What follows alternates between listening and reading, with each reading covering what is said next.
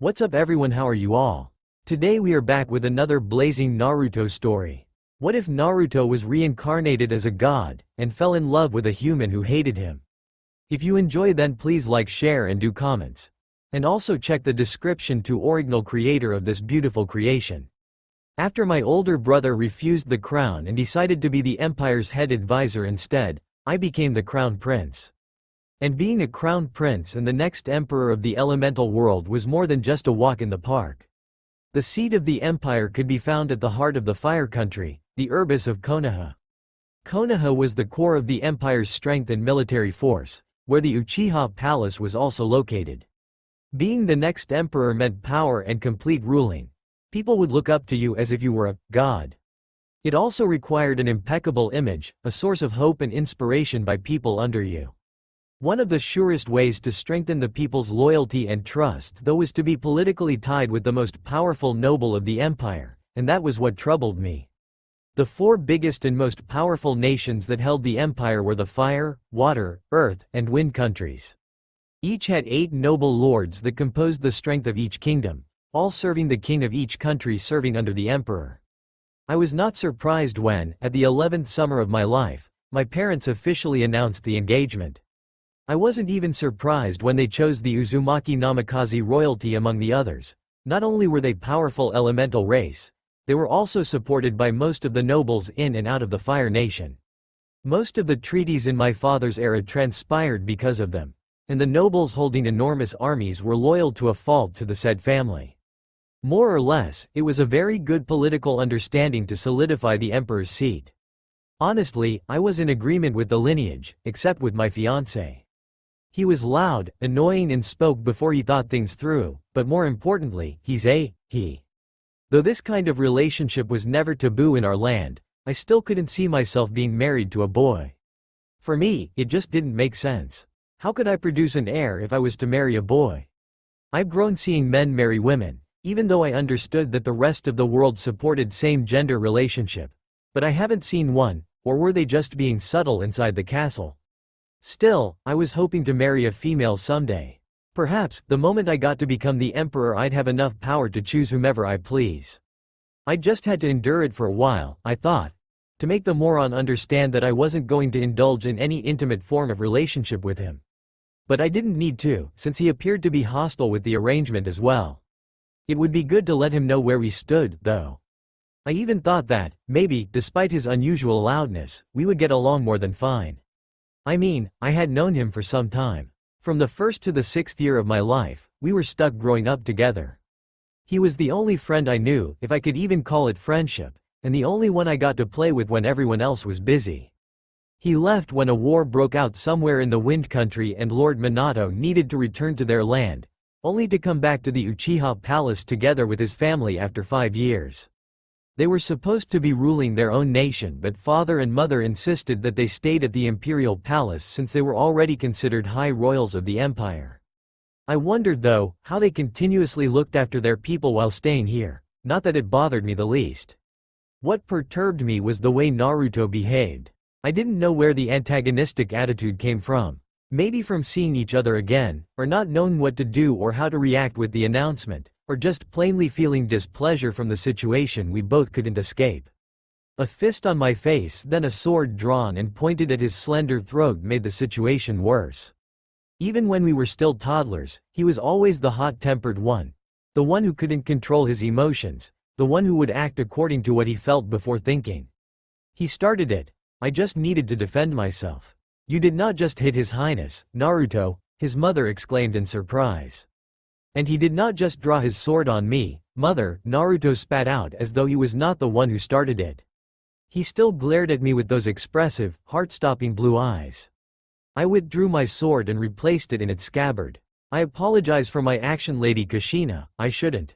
I started, but the lovely auburn-haired queen of the Wind Nation just shook her head and smiled at me. The situation had been put aside, and everything went well after a few choice scolding words from both our parents. It wasn't really bad if you looked at it in some way. Naruto Uzumaki Namikaze was very easy on the eyes. I was neither blind nor stupid to say I didn't appreciate his appearance. Golden blonde hair, summery blue eyes. Skin well loved by the sun. And a face every woman on the land would wish to have, a perfect description of a face that could launch 1,000 ships, if I may say so.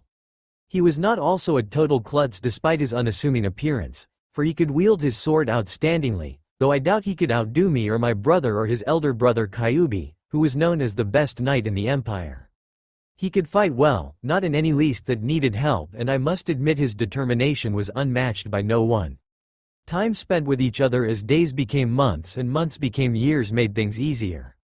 I had become so used to seeing him beside me that even without the intimate bond engaged couples should have, I was most comfortable with him more than anyone. I could consider him my best friend, my bodyguard, my protector, my brother.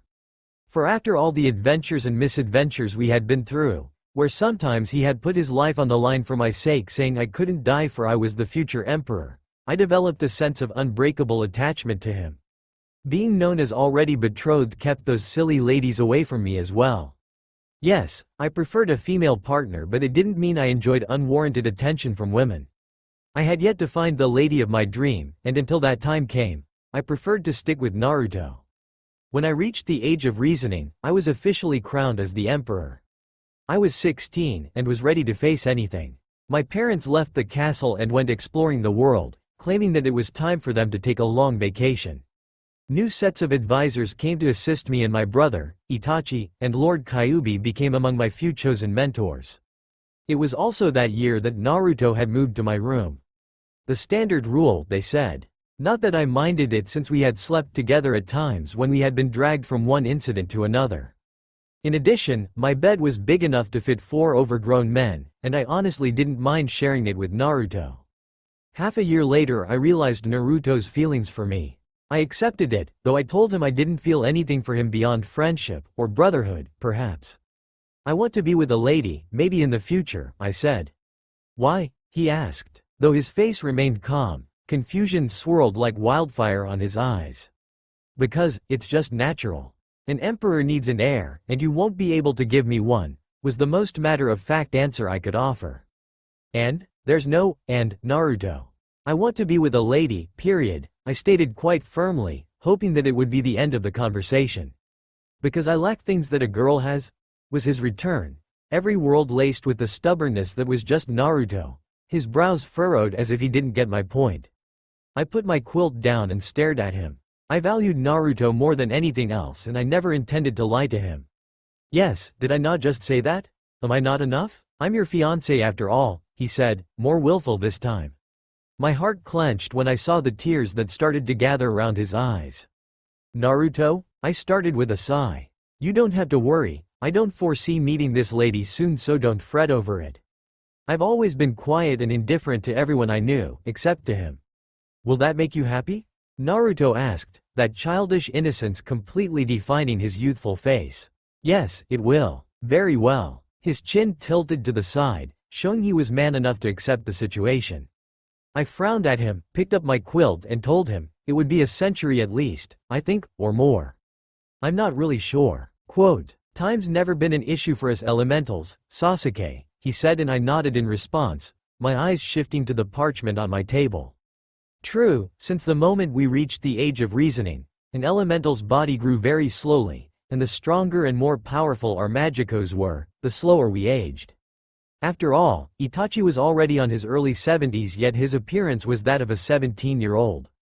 I'll leave you alone, he said, his face blank, but I could easily read his eyes. He was still confused and hurt. The least I could do then was to let him go and give him time.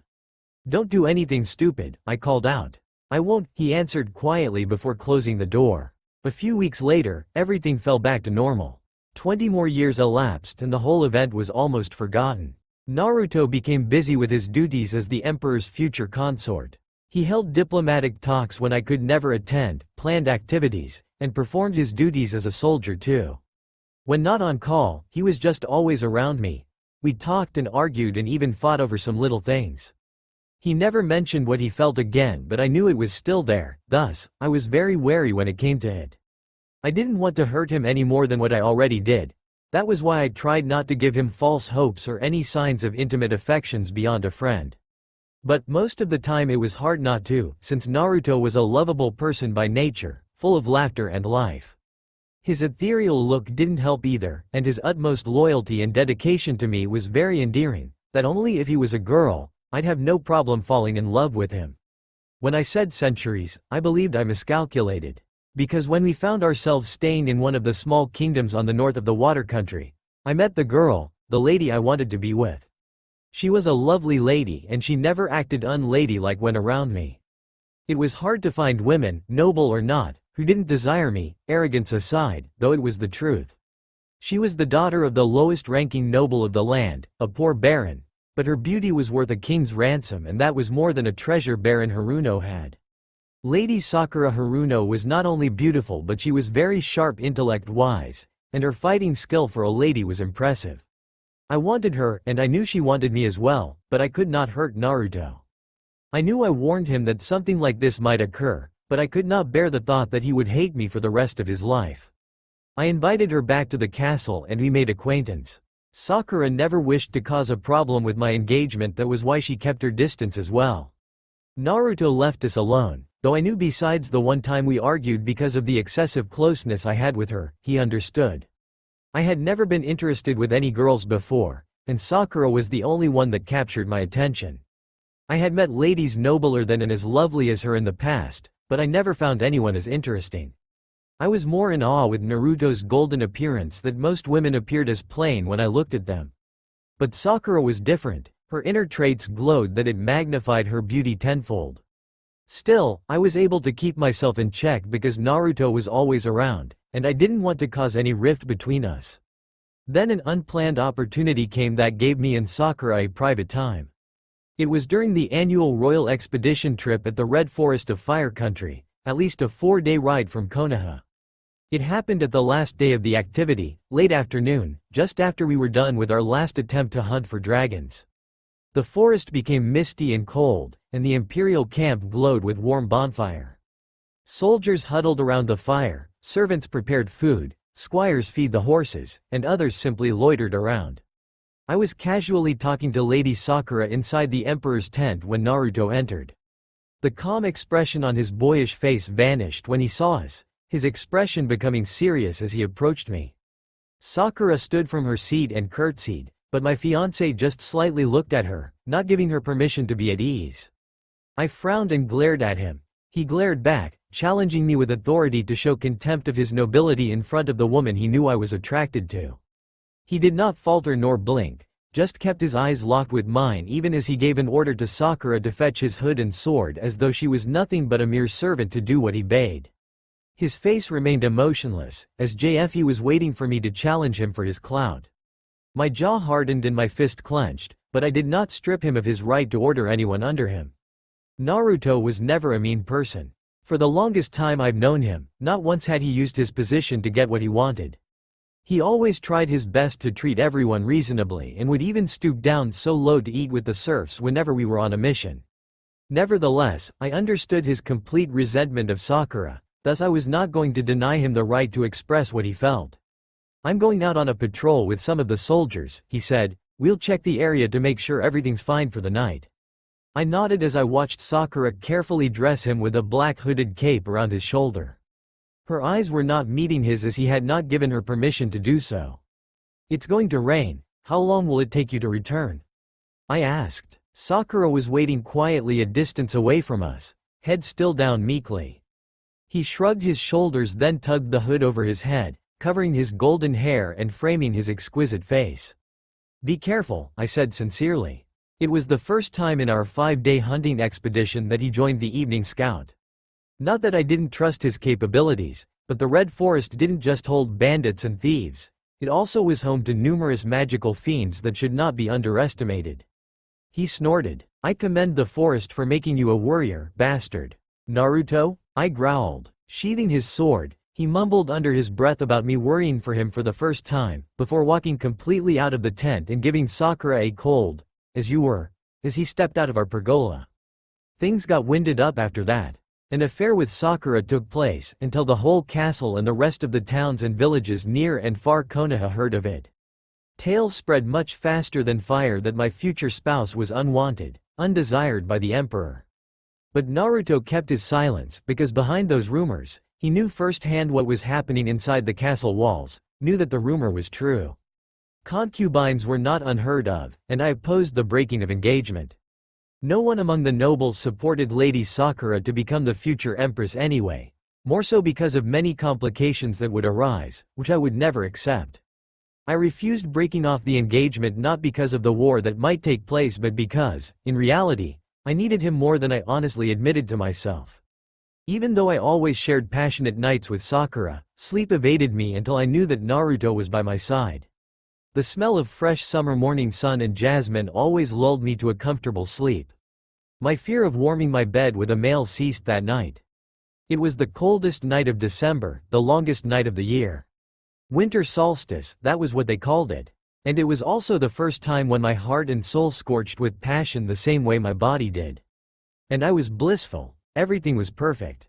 But that wonderful feeling let me overlook someone, and she was not as understanding and forgiving as Naruto. And because of that, I killed him with my own hand.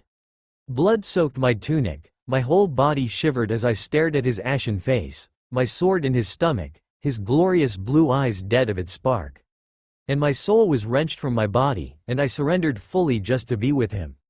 Forever? Chapter 1. The Prince and the Assassin. Present time. The loud, bloody scream that echoed inside the Uchiha castle awakened every resident inside the house. Doors slammed open. Footsteps echoed in the long hallway that led to one specific room, the bedchamber of the country's crown prince, Sasuke Uchiha. Before anyone could reach it, though, the door connecting Sasuke's room with his longtime personal guards, Naruto Uzumaki Namikaze, opened. A young man with tousled golden hair and summery blue eyes emerged out of the darkness, his silky blue pajamas and his childish nightcap not concealing the deadly expression in his face. A gun in a hand and narrowed eyes looking quietly around the spacious, shadowy room. When he sensed no threat, he lowered his pistol to his side, his body loosening up and the hard-hearted expression returning to its usual boyish facade. As he opened his mouth to utter a single word, the door opened with a loud crash and Sasuke's worried parents and older brother soon came pouring into the room. Royal advisors, some servants, and soldiers gathered outside the open bedroom door with worried looks on their faces. Naruto then stepped back and kept his presence hidden in the dark. Her ladyship Makoto Uchiha quickly settled beside her youngest son, who was then sitting in the middle of his black bed, face pale and cold sweat pouring from his face down to his naked upper body. Sweat glistened on his toned chest, made even more lustrous by the light of the moon that shone down the bed. "Sasuke sweetheart, are you alright?" Makoto asked, not knowing if she should touch her son or not. She knew what it was, the nightmare that had plagued her youngest son 7 years ago. The day he turned 11, he'd been continuously haunted by a nightmare. A dream he never discussed, not even to his psychiatrist. But on the 6th month of the continuous frightening vision, it halted, after he met his arranged fiancée and private minder. It never occurred again, until now, just after his 18th summer 2 weeks ago. Sasuke brushed his hair with his finger, eyes still trained at his silken black comforter that covered his lower half. Controlling the shiver from his body, he clenched his hand and nodded to his mother. "Are you sure?" Itachi asked as he leaned on one of the bedposts, arms folded on his chests. As the eldest, the crown should have been his but he declined. Instead, he now worked directly under the country's prime minister as the head of national defense and security. Sasuke frowned and glared at his brother. "It's just a dream," he hissed. "Right, a dream. And with your scream, you could have awakened the dead," Itachi pointed out, his mouth in a thin line. "Itachi, that's enough," Makoto warned, pulling herself up after giving her youngest son a quick kiss on his temple. "Fine," Itachi answered blandly.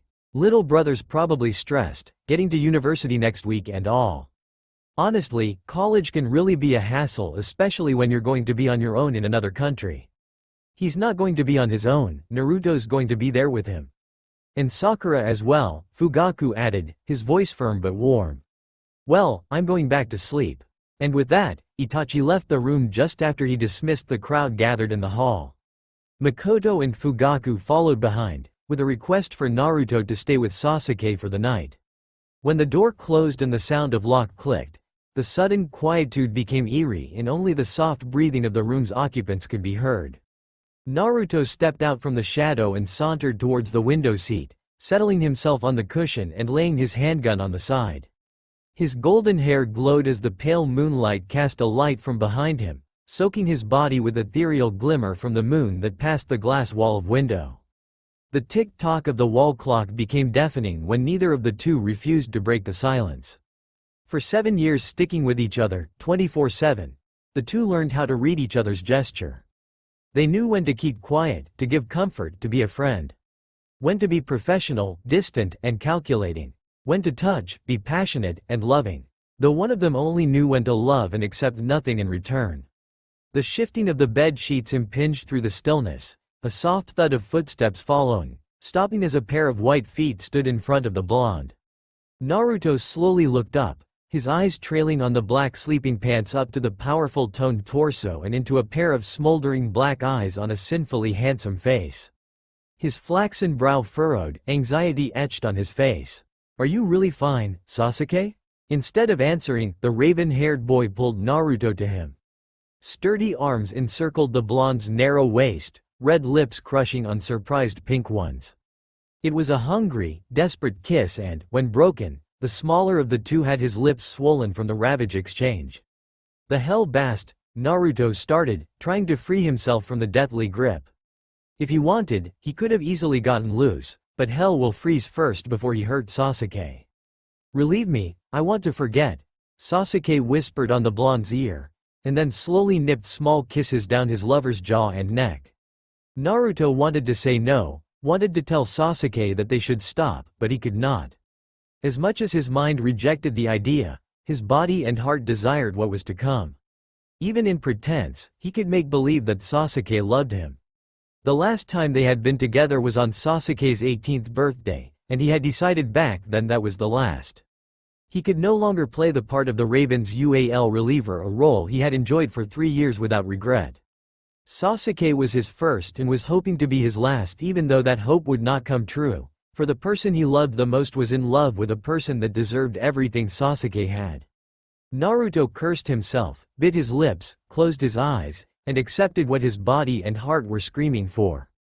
Clothes were discarded on the floor, moans of pleasure echoing inside the quiet room. Bodies moved together in fluid grace, tanned body arching, love marks appearing on porcelain skin, a sound of utter bliss upon climax, a whimper of names, soft pants, and tangled limbs. Sasuke's breathing started to even while still sprawled on top of his best friend, his face resting on the blonde's shoulder. From there he could still smell that unique Naruto scent of wild jasmine on summer days. A more calm expression graced his face, his dreams altogether forgotten. As always, only the blonde teen could satisfy him to an insane level. Orgasms were always mind-numbing and their touches were as hot and electrifying as those described by romantic novels his mother loved to read. Then, now and forever one. Naruto was not his first, it was Sakura. He was a very young and hormonal teen then. And he loved Sakura very much. Hundreds of proposals came when his father announced their intent to find him a suitable bride. It had been a custom that once a crown prince reached his 11th year, a fiancé should be announced as well. The selection was extensive and rigid, since the chosen lady would be the next queen. In the end, his mother chose the girl she deemed worthy of him, and to his pleasure, he and his betrothed had no problem being attracted to one another. Amidst being popular to ladies and even some gentlemen, Sasuke never indulged himself to flirting. He disliked overzealous girls who showered him with unnecessary devotion, but he was patient enough whenever an occasion demanded for him to be sociable.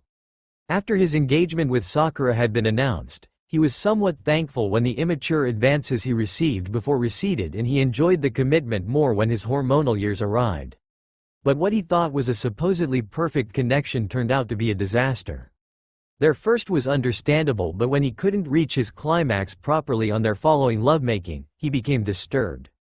His lover didn't seem to notice since she always came first, and would end up tired and sleepy without knowing he was still hard and aching. On their first 3 tries, he let it slide. But when it continued, he almost wanted to cease the act, if not, Sakura would take the initiative. From then on, making love with his fiancée became taxing when it should have been otherwise. Every single time they had, he would end up pleasuring himself just to get it over with. For Sasuke, it had become stressful. Eventually, it became traumatic. He thought he was the one who had a problem, thus, swallowing his pride, he confided to his brother about it. Though Itachi was annoying most of the time, he assisted him in every way. From secret doctor appointments, which was unnecessary after all since they didn't find anything wrong medical-wise, to his relief, to forcing him to sleep with somebody else. The people Itachi hired to sleep with him were virgins and had been thoroughly checked, eyes and hands both bound so as not to see their employer or the face of their bed partner. Itachi chose one lovely girl and an attractive boy for him, and since it was difficult for him to get hard and hot when he was not interested with the person, Itachi had forced him to take a pill to help him with that problem. Without their parents' knowledge, Sasuke tried it, for his future and for Sakura's. But just like with Sakura, he couldn't get his release. He became frustrated to the point that he avoided Sakura for months. He felt as though he was an anomaly, a freak. However, everything changed after one night with his confidant and best friend. He met Naruto the same time he was introduced to Sakura. He actually rejected the idea of having a personal bodyguard, one that would stay glued to his side every moment possible. He was independent by nature and hated to be on constant scrutiny. Yet, at the time when Naruto was presented to him, he let his parents' wish prevail. It was not because he liked him the first time, but because he would be at least around someone his own age. Despite Naruto's childlike looks and ingenuous attitude, Sasuke was aware that the boy was an A9 an elite group under the direct supervision of the Prime Minister for the country's security and protection.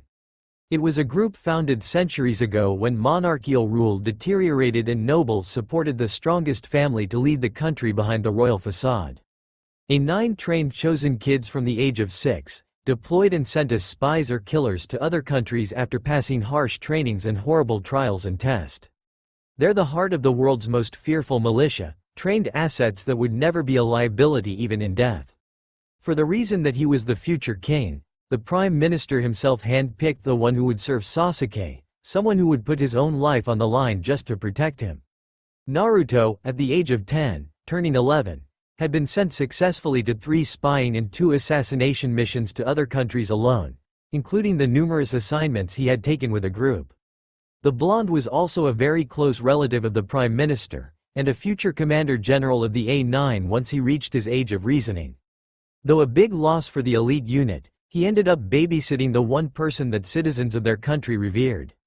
For the first 4 years, the blonde teen would disappear for a week or a month at most when special duty called. Most of the time, he stuck around and grew up with Sasuke like a normal child. School, homework, and other extracurricular activities took his time. Forming a deep bond and falling in love, though, came unplanned.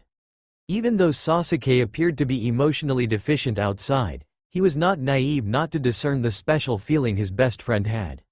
It wasn't hard for him not to notice after he became familiar with Naruto's personality for years. And he admitted as well that he had a strong feeling for the blonde assassin, yet he was still very much in love with his fiancée. Needless to say, he was aware of Naruto's feelings and the least he could do was to respect it. But respect petered out when he found out, that certain night, the night of Naruto's 15th birthday, that he could reach a mind-blowing completion with him. He thought back then that he could be with Sakura finally, only to find out later on that it was only with Naruto that he could attain it. He knew that he had taken advantage of the other teens' emotions, that he didn't deserve any of the bliss he felt every time they did it. Unfortunately, his logical mind always disregarded those thoughts when their touches became fervent and their bodies traveled to heavenly ecstasy. Then, now and forever one. His reverie halted when he felt something wet and warm on his cheeks. Sasuke's head moved and he planted his hands on both sides of the blonde's now crying face. Naruto's breath was uneven as he struggled to control his sobs from escaping his lips. Chewing the inside of his mouth, he forced himself to look through his long lashes and meet Sasuke's gaze. Heartbreaking blue eyes filled with tears stared back at Sasuke, golden hair sticking on his forehead and on the black pillow behind the blonde's head. Sasuke slowly traced the subtle marks on both of his best friend's once smooth cheeks. The scars appeared 2 years prior when Naruto was gone longer than a month and returned with them, acquired from his 2-week detention in enemy camp. He slept with the blonde for a good 3 months after that. No intimate touches were shared, Only comfort any good friend or lover would do for a traumatized partner. Nights of terrible dreams, wailing of unknown injuries, petrified whimpers, and an anxious body that begged for an anchor to reality. And he held Naruto every night until those cries became whimpers and completely vanished with time. He could not understand how the blonde bore all of it. After all, he was still a child, and no matter what training he had been through, he was still young and should live his life a little more carefree than he should. "What's wrong, Naruto?" Sasuke asked softly after placing a soft kiss on his lover's lips, as if asking for apology. "Did I hurt you?" Naruto's head slowly shook and he gently pulled himself up, giving Sasuke a soft, lingering hug. "I'm sorry, Sasuke," he mumbles on his lover's ear. I'm sorry, I'm sorry, I'm sorry," he only murmured, even though his voice appeared strained. Then quickly he disentangled himself from Sasuke's hold, wiped Sasuke and himself off of the evidence of their passion, and donned his sleeping attire once again. After fetching his pistol from the couch, he walked back toward the door on Sasuke's left side of the room. "Naruto, wait!" Sasuke called out, still unmoving from his position. The blonde halted and glanced back, waiting for his ex-lover, now master's, order. "Tell me what you're sorry for." Turning around, Naruto bit his lower lip then took a few steps toward the prince. With a deep sigh, he stooped down and gave the love of his life a tender but firm kiss on the lips. "I'm sorry, I can't do this anymore," he answered quietly after pulling back. But before he could step out of Sasuke's reach, the prince grasped his arm and heaved him back to him. "What are you saying?" the prince demanded. Freeing himself, Naruto lowered his head. "This is the last time, Sasuke. Spare me with the remaining dignity I have for myself. I love you, and I'm not ashamed to admit it. But getting intimate with someone who doesn't share my feelings is stripping me off slowly of my self-respect. You love her ladyship Sakura, yet you're being unfair to her. This has to stop, you know it. Eventually it should, and that time is now." Sasuke frowned but he understood, nevertheless. His heart belonged to Sakura, but his body only called for Naruto. He was being selfish and a bastard, but still he couldn't imagine if any of the two would abandon him forever. "Nothing will change, only this," Naruto murmured as he took a step back to the darkness, making his way back to his room. "My life still belongs to you, my heart and my soul. Just be kind and spare my body, your majesty, it's the only thing I ask." Something within Sasuke shattered, his mouth flooded with a bitter taste and his heart unexpectedly twinged in pain. But Naruto, whatever they had done together, was his best friend first, and he would do anything in his power to grant whatever his heart desired. "Very well." A sad, small smile appeared on Naruto's mouth, but when he uttered the words, "Thank you, your majesty," tears started to flow down his cheeks all the way to the curve of his jaw. Sasuke was unaware of it, however, ignorant that he had just sealed his confidant's future. Naruto vowed to be a full-fledged assassin the day his age of reasoning arrived.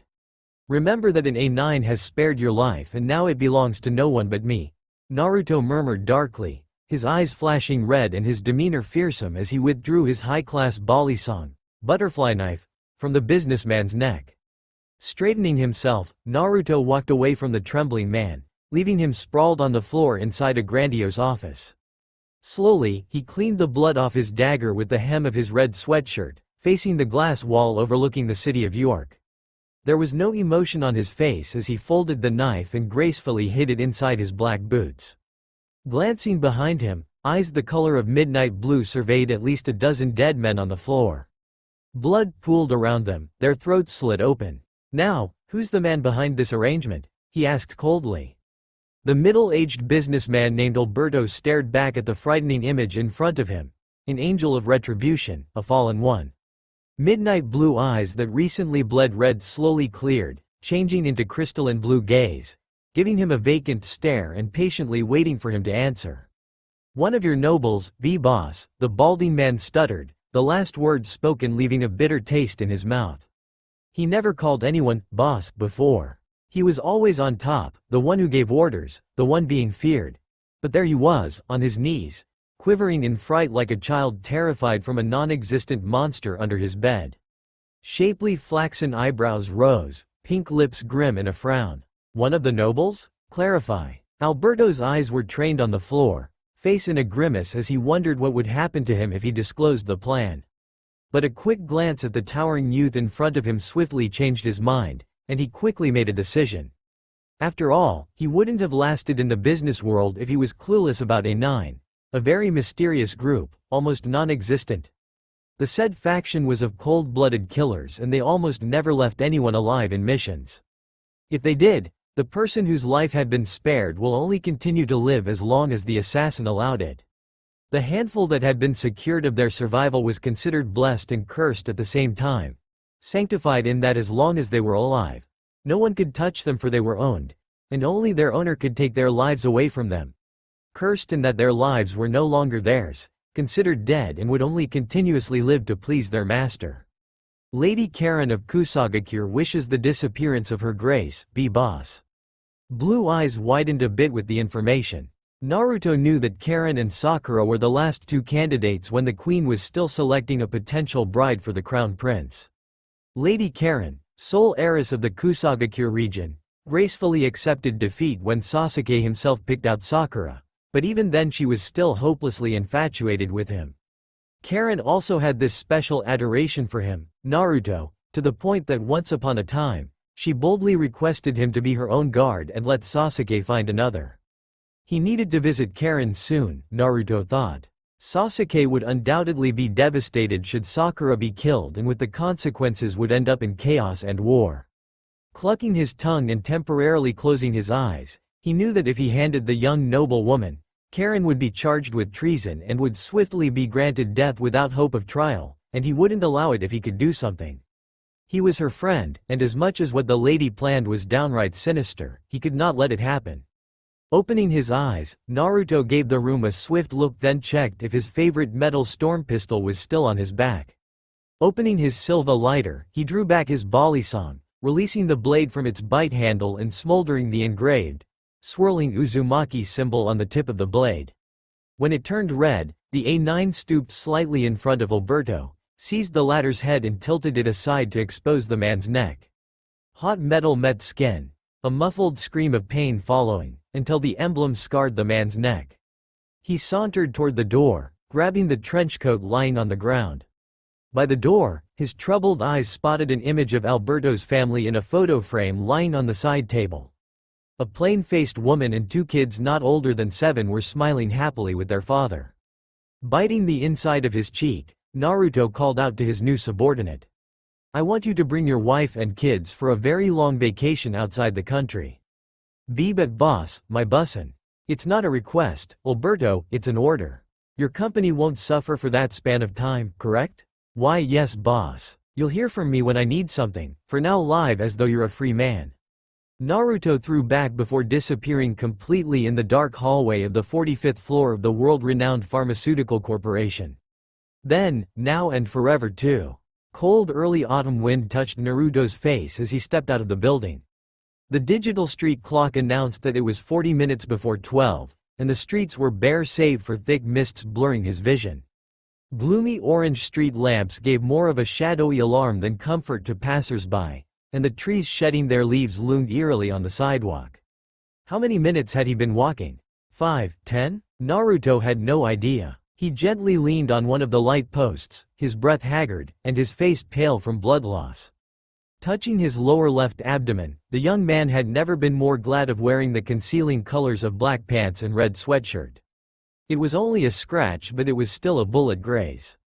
It was his mistake, and the blonde felt mortified thinking that he was losing his nimbleness when he had been regarded as the most agile A9 ever. Catching his breath, Naruto started to walk once again in the foggy alley, his stride long and fast, until a passing empty cab came to his view. He quickly called it and prompted it to drive him back to the State University grounds. Then, now and forever too. The 15-floor exclusive dormitory appeared more of a 5-star hotel than just a temporary shelter for college students. Security was rigid and entrance required palm scanning. Upon entry at the reception area with its modern architectural design, a pretty receptionist required the residents to surrender his or her black identification card for safety purposes before one could access the elevators to reach their respective quarters. With a pleasant smile, Naruto waved his hand at the current receptionist after presenting his access badge, making his way to the hall where the elevators were waiting. When the elevator doors opened at his designated floor, Naruto was greeted with a bean-shaped swimming pool and makeshift garden. The night breeze shyly blew its cool breath, creating a silent giggle from the fluttering leaves and landing its icy lips on his already cold cheeks. Clutching his lower abdomen, he dragged himself toward his door and sloppily inserted the key with shaking hands. Inside, the heater was left on, warming his shivering, almost frozen body instantly. The modern and elegant interiors were silhouetted by the night lights outside the glass wall, slightly concealed by heavy dark blue drapes that were slightly pulled aside to frame the misty surroundings outside the building and the university's large structures that were just a few minutes' ride away. His trained ears easily picked up the sound amidst the humming appliances of the flat. Moans of pleasure, a soft throaty sound coming from a female. He decided to leave it at that, already knowing what was happening, but his body betrayed him as his feet took stealthy steps towards one of the bedroom doors. It was ajar, and from the pale light coming outside of the window he could see the prince's back muscles ripple as he pushed in and out. His lower half was modestly covered with a blanket, but Naruto knew what was happening behind it. Putting more pressure on his wounded abdomen, Naruto leaned back on the wall beside the door, a bitter smile flitting on his face. He had given that up and he shouldn't be heartbroken when he knew Sakura had all the right to feel that wonderful body touching hers. But still, seeing it and knowing it was a big difference. His already broken heart bled more with the idea that while he was risking his life to save the bastard's heart, here they were consuming each other with desire. But then again, wasn't that what it was supposed to be?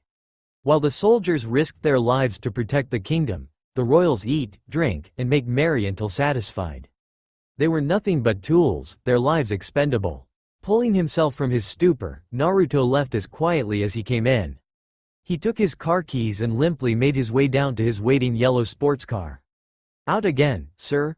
the pretty receptionist asked him when he collected his card.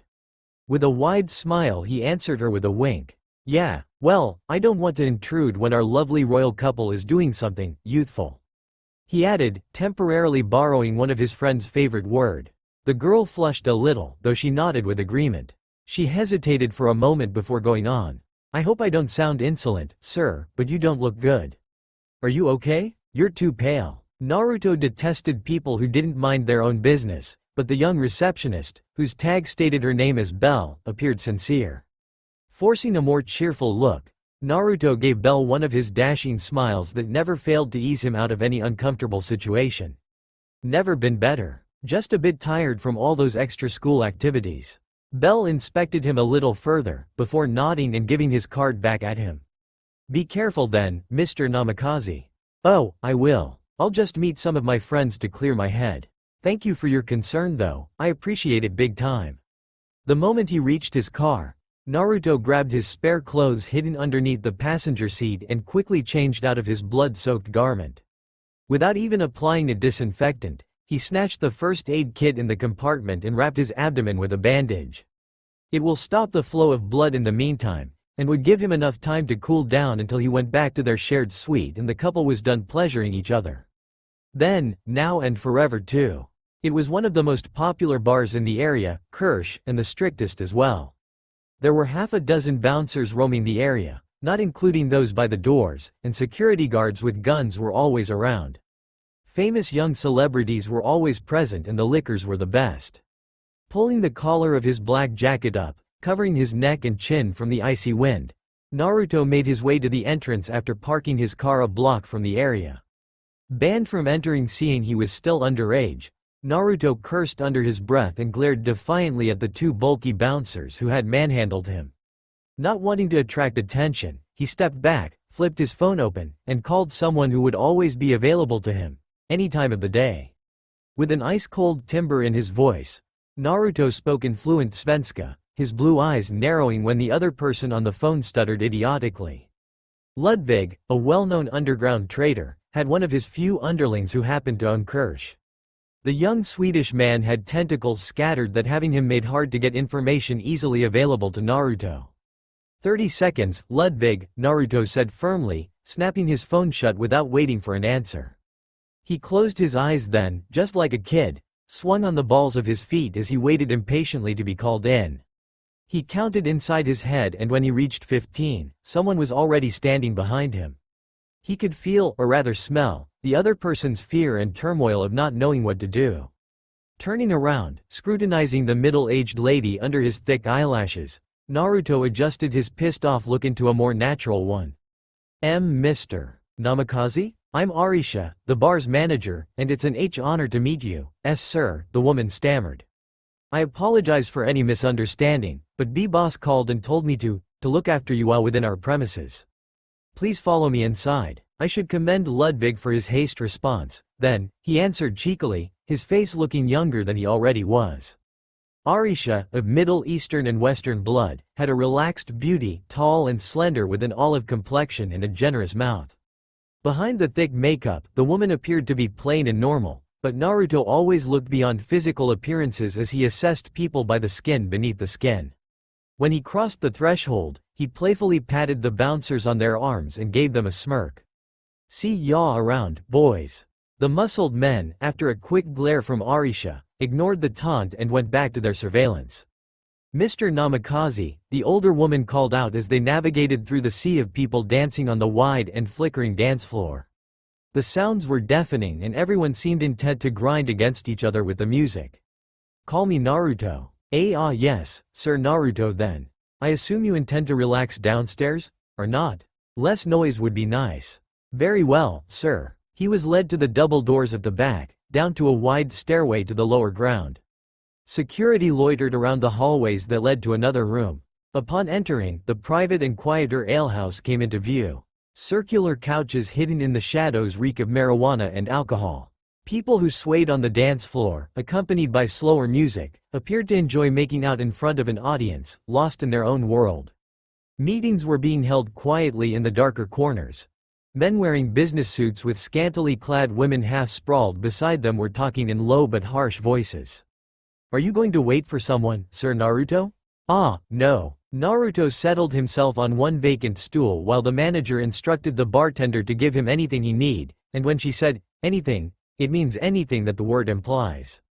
If you need anything, sir, anything at all, don't hesitate to ask Marina, she will have assistance to you, Arisha said, nodding to the attractive blonde bartender.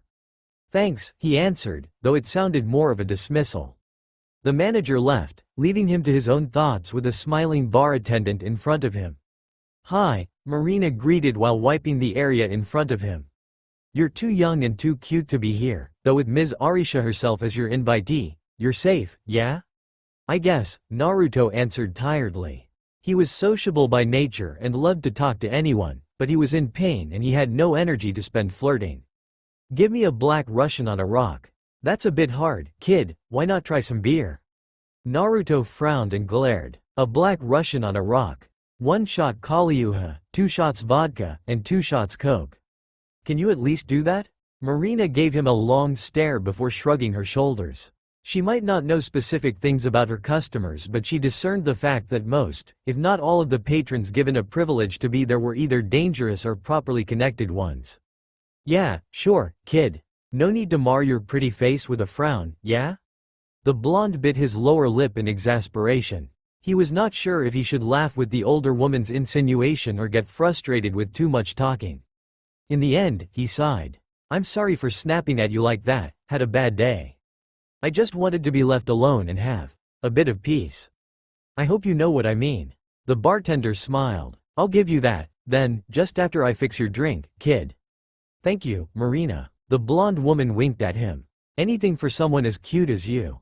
Too bad cradle snatching is not for me. A small smile curved on Naruto's pink lips. He then bent his elbow and nonchalantly covered his mouth with his right hand, hiding the blooming smile that settled on his face. He was not stupid not to know that he was attractive, but since he was around Sasuke most of the time, the prince's sinfully handsome appearance always overshadowed his boyish looks. Flattery from someone as attractive as Marina was always welcomed. Half an hour later, glass still half full, eyes closed, 2 slender arms enfolded him from behind and a familiar scent filled his nose. Hello, baby, a soft throaty voice whispered close to his ear. Tamari, he grunted and opened his eyes. Looking sideways, his vision was then filled by the lovely face of a woman in her early 20s, bleach blonde hair pulled into two ponytails on top of her head. Slowly, a pair of soft hands moved down his lean body until they reached his wound. Though his face was devoid of emotions, his eyes never lied to those he considered family. Tamari slowly pulled away from him, settling closely beside him. Her movement made her short leather skirt hike slightly up and the low neckline showed off her ample chest more than necessary. "Why?" the young woman asked softly. Why questions always signified many things. Like why did he get hurt, how did he get hurt, what happened, how could he get hurt, and at the end of those questions, a conclusion of, there was no way you get hurt. It's a bullet, Tamari, and though I could perfectly dodge a firing arrow, I'm not some Superman to evade a gunshot. Have you? No, I got no time to clean it and disinfect it properly. Tamari frowned. Are you stupid, Naruto? Wait, I know you're stupid, but that's beyond stupidity. And what do you mean you don't have time? You were gone for a week and with that wound you should be resting. It's just a graze, I had worse. Right, I forgot you almost died twice, been tortured countless of times, so a blood loss should not be a big deal at all, Tamari mocked.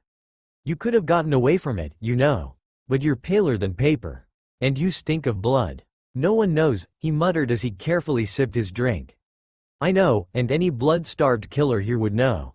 Anyone who's been playing with death would always know. I'm sorry, he said, eyeing the girl with his best innocent look. You're sorry for what? She huffed. Leaning slightly on the bar with annoyance on her pretty features, dark green eyes narrowed in displeasure. Gaara's going to kill me if he found out you got wounded because of me. You know my reason and Gaara doesn't need to find out. I'm pretty sure he'll find out about this somehow. You know Gaara, he has ways I could only dream of having. Don't worry, I'll make sure Neji would demand for his presence more just so he would stop spying on what's happening to us all. He's worse than a parent. He can't help it, Naruto. Plus, besides being Sir Neji's personal bodyguard, he was tasked to supervise us all. I hope you haven't forgotten about it. Tisk, I know, Naruto replied in a hushed tone, and then added with a sly smirk as he remembered something. Has he met her? Tamari shook her head. No. Not even I nor Kankuro had seen her. And this girl, she's of noble birth, isn't she? Why would they betroth her to him?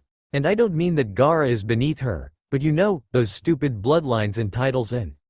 Tamari frowned and snapped back. Well, Gaara might be an A9, but he's still an heir to my country's throne. He's as much as a true-blooded royalty to whoever he's been intended to. As soon as things clear up, I'm going to make sure my brother's going to sit where he should rightfully be seated. Almost forgot, Naruto quickly answered, honestly forgetting that his friend was indeed a crown prince. He had been with the Sabaku siblings for so long, that sometimes he forgot that they were of noble blood as well. And you have my support if you needed it. I consider Gaara as my brother already, and you and the rest as my family. Pinching her nose, Tamari looked dejectedly at him. She was aware that Naruto was trying to drag the topic off him, but Tamari would not allow it. Sakura is under my care, Naruto. I should have never agreed with you. I'm more than capable of doing that mission, if that's what you're implying, Naruto snapped, his features hardening, knowing that they were back to the previous topic. Idiot, I'm not saying that and you know what I mean. But you know how important you are to the group. Shut it, Naruto growled, closing his eyes once again and touching his throbbing side. I did it for Sasuke. The threat is directly related to our crown prince. If her ladyship dies, his majesty would be devastated and would cause chaos within the circle of royalty. False accusations could take place and war would ensue. I already explained that when I asked you to transfer your mission to me. Tamari understood that. You should at least be resting now. Sasuke and Sakura is at the pad. I want to give them some privacy. I'm not a masochist after all. Really now? The older blonde teased. They had enough privacy for a week, Naruto. His Majesty has insatiable energy. Sakura looks worn out every day. Naruto snorted and finished off his drink. Before, one round with Sasuke's enough to last him for a week. The blonde woman eyed him silently. She knew about Naruto's feelings and the UAL affair he had with the raven-haired prince before Naruto himself ended it. She was Sakura's personal minder, after all, and being the only closest A9 to Naruto, she was the only one he could talk to. He's not some incubus, don't refer to his majesty like that. I'm stating a fact. Alright already. Why are you here, by the way? Shouldn't you be around Sakura and Sasuke? Naruto asked, his eyes with a tinge of dread in them. Relax. I asked Kiba to keep an eye on the two. Not literally, mind you. Dog breaths here? Yeah, he requested a place for a week or two at most. And since Sakura is almost always staying with Sasuke since you left, the flat is free. And you're here because? Shika's in one of the rooms upstairs, Temari answered lazily.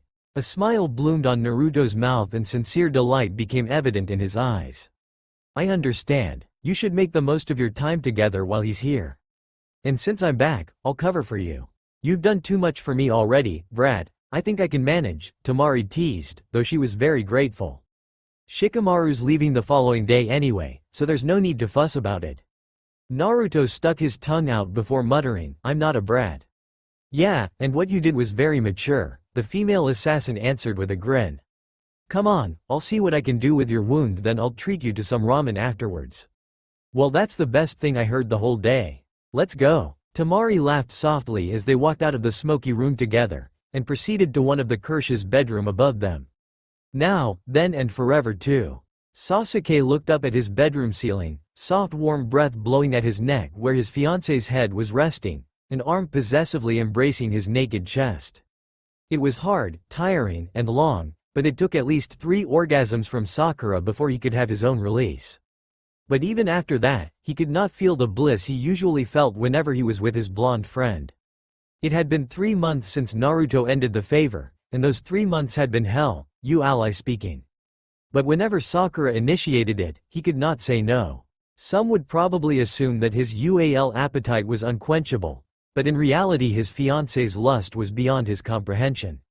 It was as though every time she saw him, her hormones worked double time. And he could not just push her away, who would? Especially if the person offering it to you was the one you love. With a deep exhale, Sasuke gently pushed Sakura away from him, then took a quick cold shower. It was 1 in the morning, very early yet too late at the same time. It had been a week since Naruto left for God knows where, and he must admit he was missing his friend. Since they stopped the deed, he always craved his best friend's presence. Always wanted him around, even without touching. Just having Naruto's presence calmed him in a way he didn't understand. Maybe because the other boy had been a constant in his life, someone he'd been used to and viewed as a companion until the indefinite future. Because of that, an unknown fear had crept to him slowly. He also found his own dependence unacceptable as the royal crown prince. But it never stopped him from dreading the time Naruto would leave him. Though he would never voice it, it made him feel weak, and it was this weakness that infuriated him to no end.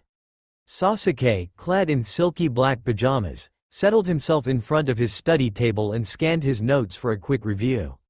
He was currently taking 2 majors, political analysis and economics, curricula best suited for the future king of his country. The royal family advisors also enrolled his bodyguard in the same classes for the sole purpose of watching over him, but he opposed it and let his best friend choose his own courses. Naruto, though, argued with him, saying he was alright as it was and that he didn't really need a college diploma because he would never need it in his current line of work. He also argued that he was already a fluent speaker and reader of different languages and had done his various advanced educational trainings since he was 6, and that his main priority was to make sure Sasuke was safe all the time. But Sasuke made it an order in the end, which Naruto could not refuse. They both ended up taking double majors, one in economics where the blonde could keep an eye on him, and his second, chemistry. Naruto told him chemistry would hone his knowledge in making bombs, one work he always enjoyed. The barely audible sound of the flat door opening woke him from his reverie. Alarmed, Sasuke moved silently to his feet and snuck his way outside his bedroom, keeping his form hidden in the shadows of the room. But when a familiar blonde hair appeared through the small opening, Sasuke relaxed. After Naruto pressed the door close, he instantly recognized the feeling of being watched. Turning around, sky-blue eyes fastened to a pair of black onyx ones, form concealed in the shadow's embrace. His heart leapt on his chest when a smile ghosted in the other's red lips. Now, then and forever too. Sasuke had given up years ago of trying to hide from Naruto. Knowing the blonde's background, it was impossible for him to attempt blending in the dark. Naruto's eyes were always sharp, and his instincts never failed him. Sasuke, Naruto greeted as he walked casually to the standing prince, whose pale arms were folded on his chest. You've gone too long, dumbass. It's only a week, bastard, I've been out for months before, no need to fret over your safety. Sides, Temari's been around, hasn't she? The blonde fired back, grabbing the refrigerator door open and quickly snatching a bottle of mineral water to take big gulps of the liquid. I'm not a baby, moron. I don't need to be watched constantly.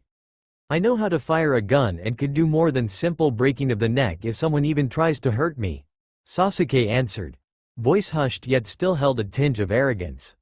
He sat on one of the kitchen chairs while watching his friend. Naruto clucked his tongue as he leaned on the refrigerator. Just to remind you, Your Majesty, I'm here to make sure no life would be taken by your royal hands. So don't talk stupid shit like that, you're making me sound incapable. Sasuke, Naruto. It's Sasuke. And don't ridicule me, dumbass. Okay fine, Sasuke, bastard, or whatever you wanted to be called, Naruto tutted, moving out from his position and walking back to the living room, Sasuke trailing behind him. What do you think you're doing, stupid? The prince asked in his usual monotone when Naruto started disrobing, swiftly leaving a trail of discarded clothes in his wake. I'm going to take a quick bath, something I deserve for a long tiring work saving her ladyship's ass, Naruto answered, unconsciously forgetting his manners. He constantly overlooked it after an hour or two talking openly without restriction with others from the group. When he reached the spacious bathroom, he was naked as the day he was born. His bandage had been stripped of as well. And I'm cleaning it after I'm done, so no need to bitch about it, he added.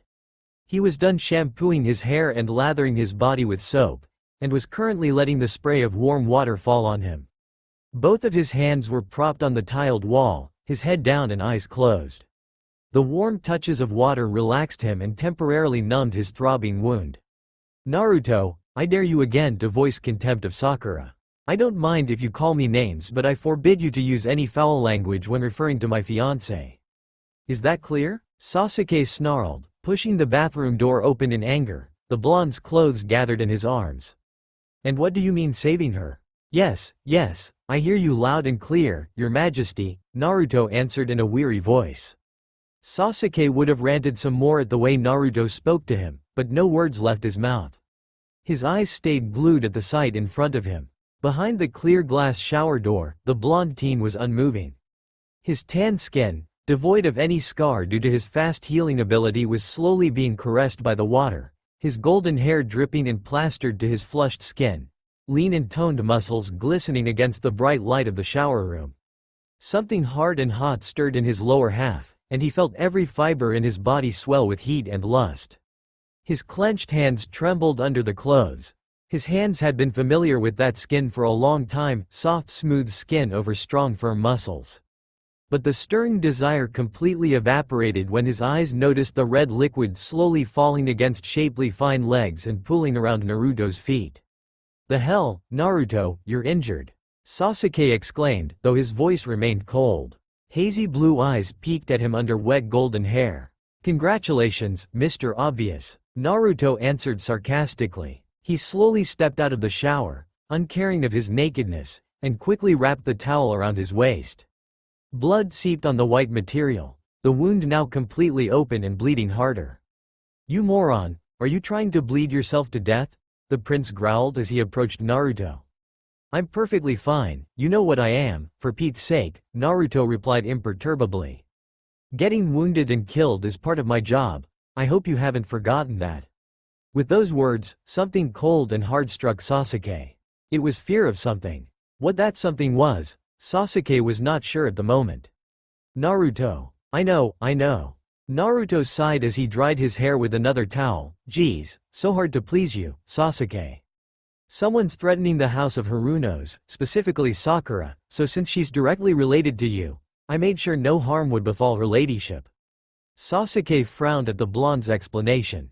It's not your problem, moron, and let Temari handle anything regarding Sakura. Did you just hear what I said, bastard? Naruto asked. His energy to fight was gone, but the prince can be really persistent if he wanted to. Sakura's life is directly related to you. If something is to happen to her, you'll be a wreck. I'm only protecting you and the throne. And Lady Sakura's life is worth more than this wound, or my life for that matter, so quit it. If Sakura dies, you'll be distraught. I'm only protecting your heart because I love you. And she's much more important than me. No need for you to fret over me. That was what Sasuke actually understand. He knew Naruto very well and he could now decipher his best friend's hidden words. Sometimes what he said was not really what he wanted to imply. "Oh Naruto, you're bleeding," a distressed exclaim came from the door. Both boys shifted their gazes to the barely robed lady, a delicate hand covering her mouth. "I'm sorry if I frightened you, Your Highness," Naruto murmured, moving around to hide his injury from the future queen. "No, Naruto, it's not that," Sakura quickly replied, worry-lacing her tone. "You should have it patched up soon." "I'm fine milady, please don't get too worried over this." "It's okay, Sakura, I'll fix him up later," Naruto heard from Sasuke, his voice somehow soothing. When he turned around, Sasuke was gently stroking Sakura's long bleached auburn hair that had now appeared almost pink. Her short satin night robe clung closer to her shapely body as the prince enfolded her in his arms. Averting his gaze and swallowing the thick lump in his throat, Naruto silently left the royal couple as they exchanged sweet whispers of comfort to each other. Now, then, and forever too. In his blue boxers, Naruto covered his wound with thick cotton towel to stop it from flowing down his underwear. Tamari had cleaned it and disinfected it hours earlier, but now the wound had become raw again from the quick shower he took. Times like this, Naruto regretted the fact that he never took the medicinal course seriously during his training. He always thought it was a waste of time, but now he wondered if he could go back and retake it. Naruto looked up when the connecting door between his room and the prince's room opened, revealing a stone-faced Sasuke carrying a rather large medicine kit. "Let me see it, moron," Sasuke said upon reaching him. Naruto was sitting on the edge of the bed, leaving Sasuke to kneel on the carpeted floor and inspect his wound. A small smile tugged on his lips as he watched the future king of the strongest nation in the world kneeling on his side and meticulously fussing over his wound. "Sasuke, HN? You do know I'm very honored at the moment, right?" he teased. Dark eyes glared at him before carrying on his work. "What are you saying, stupid? A future king is kneeling freely to his disposable bodyguard. I feel so special." A finger poked hard on Naruto's side, making him hiss in pain. "Ouch. The fuck, bastard. Language, dumbass," Sasuke warned. "And you're not disposable. Not for me." Naruto became silent at the reply. The late-night stillness tinkled in his ear and his heart beat a little faster than usual. Something warm touched him inside, to the very core of his heart. But he had stopped hoping long ago, though he always cherished those rare moments when Sasuke showed him concern that was beyond two people forced to grow up together. Naruto quietly hummed in response just to lessen the deafening silence. He cast his gaze outside the window where rain started to drizzle over the city. It was going to be a very cold night, and there was nothing he wished more than to curl on his bed with a warm body he could cuddle. A bitter smile formed on his lips. When would he stop dreaming? "I'm doing this not as a prince, Naruto, but as your friend. So never think that a king would kneel in front of someone like you," Sasuke calmly added. Naruto blinked. He had no idea if he should be offended or flattered. But when he pondered over it, something prickled in his eyes and his chest clenched painfully. Sasuke was right. Who was he anyway? He was no one but a part of a powerful weapon of his country. Even his lone family, his brother, had cast him aside. When the bandage had finally been wrapped properly, Sasuke returned the unused medical supplies into the kit and straightened up. A gloomy atmosphere was now lingering over the assassin's form, which he easily noticed. "Thank you, Your Majesty," Naruto whispered, head bent over, hair covering his face. "It's Sasuke, moron. Sasuke." "Ah yes, Sasuke. Thank you Sasuke," the blonde corrected half-heartedly. Turning away, Naruto slowly donned his sleeping attire, a pair of orange pajamas and his favorite nightcap. When he turned back, Sasuke was staring at him intently. Something within those bottomless black eyes spoke of things Naruto could not recognize. Sasuke's usually indifferent expression softened, a small smile on his lips. "Naruto." Naruto hurriedly cut him off. "Good night Your Maj. Sasuke. Her Highness is probably waiting for you. I apologize for my impudence but I'm really exhausted." Naruto was afraid that whatever Sasuke might tell him, it might break his heart forever. He was tired of hearing that he was important to the prince because he was his best friend. He heard it a few times, and Sasuke always thought it lessened his grief. Those words were simply continuous reminders that Sasuke would never return his feelings. The prince slightly frowned, but nodded in understanding. I understand. Good night then, Naruto. 5 days later, a certain flaxen-haired teenager hurriedly stepped inside the elevator of the dormitory. It was late afternoon, the last weekday of the week. Friday was always his busiest day, where most of his class schedule had been cramped up to fill the missing subjects of his 2 majors.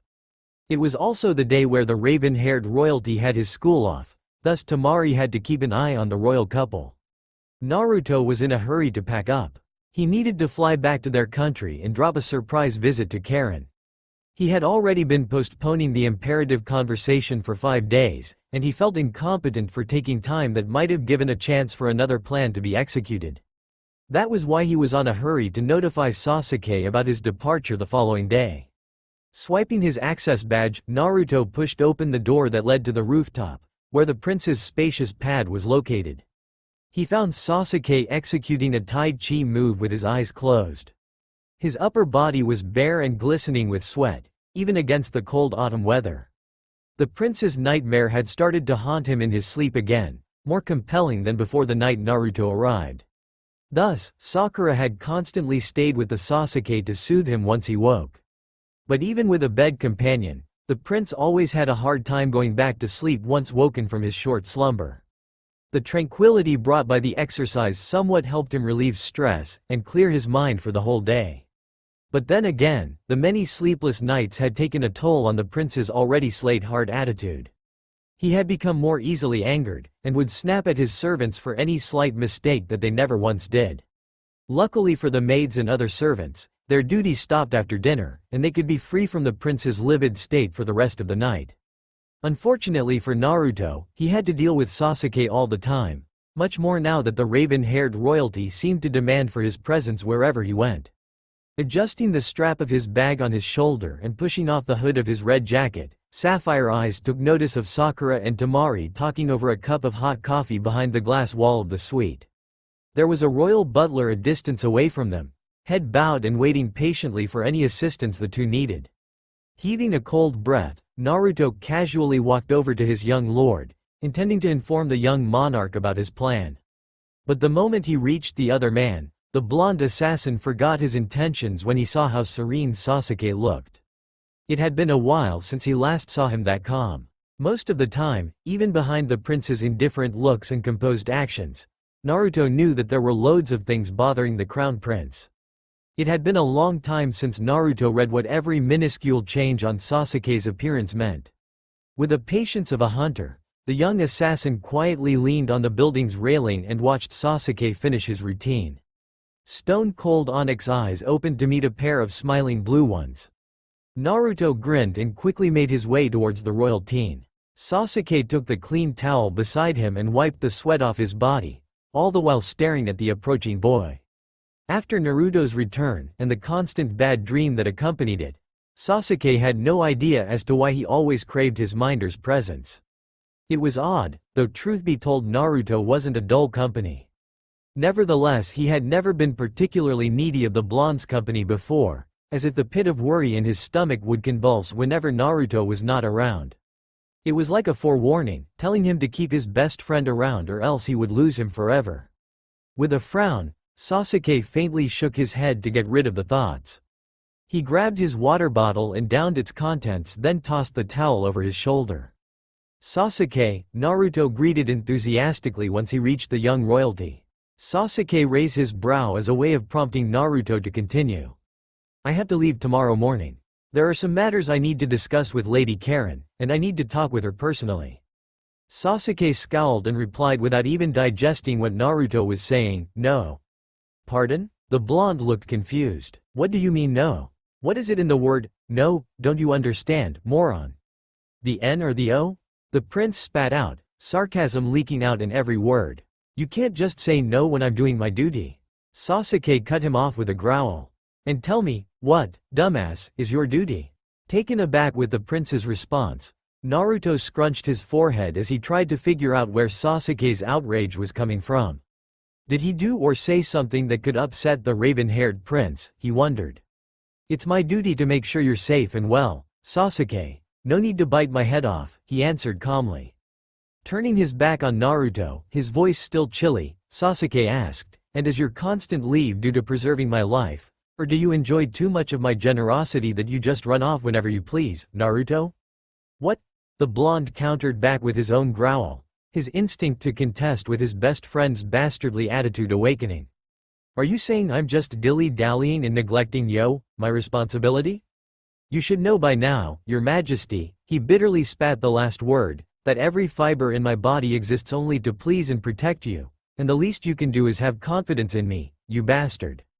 Sasuke turned around halfway, eyes spitting daggers as a surge of unexplainable anger stirred in his body. He had no idea as to why he was so furious, and why his usual perfect control simply vanished. Something just snapped in him when he heard about the blonde's plan of leaving just to pay some girl a visit. So leaving again, after arriving just a week ago, to visit Karen is now a part of keeping me safe? Yes, what the hell is your problem anyway? Out of all the people, Sasuke, you very well know how much I sacrificed to look after you. How could you possibly accuse me of negligence? It's your job to look after me, so don't assume that I owe you anything. Naruto held his breath back, biting on the inside of his cheek and averting his eyes away from the prince's fuming ones. It hurt so much to hear that from the person he cared about the most, but it pained him even more to know that what Sasuke told him was the bitter truth. It was just that he was doing said duty not for his country or for its future sovereign leader, but because he wanted, willingly, to protect Sasuke. This has something to do with you and Her Highness' safety, Naruto said softly, not explaining anything more than what was necessary. He wasn't going to place Karen into a predicament she could not escape. But looking back, the said patrician woman had already signed her death warrant when she ordered for Sakura's death. According to an intelligence report, Karen might have, they believe that, she can be of use for this operation. Sasuke remained glaring at the blonde, and then his eyes softened a little before it returned to its usual indifference.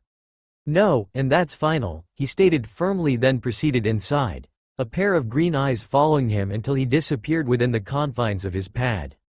Naruto gritted his teeth, hands clenched at both sides as he muttered curses inside his head. His shoulder sagged, head slightly bowed as he watched his young lord's retreating figure. Then, now and forever 3.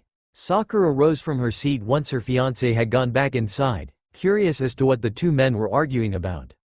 Following the crown prince's trail, she found him ordering the servants to leave, even if it was still quite early for them to be dismissed. Leave, now, Sasuke instructed in a cool, controlled tone, though the twitch in his jaw showed that he was anything but. As you wish, your majesty, the butler, a tall balding man, answered with a bow. The rest of the servants who were gathered around him gave their own bow before leaving the prince without a word.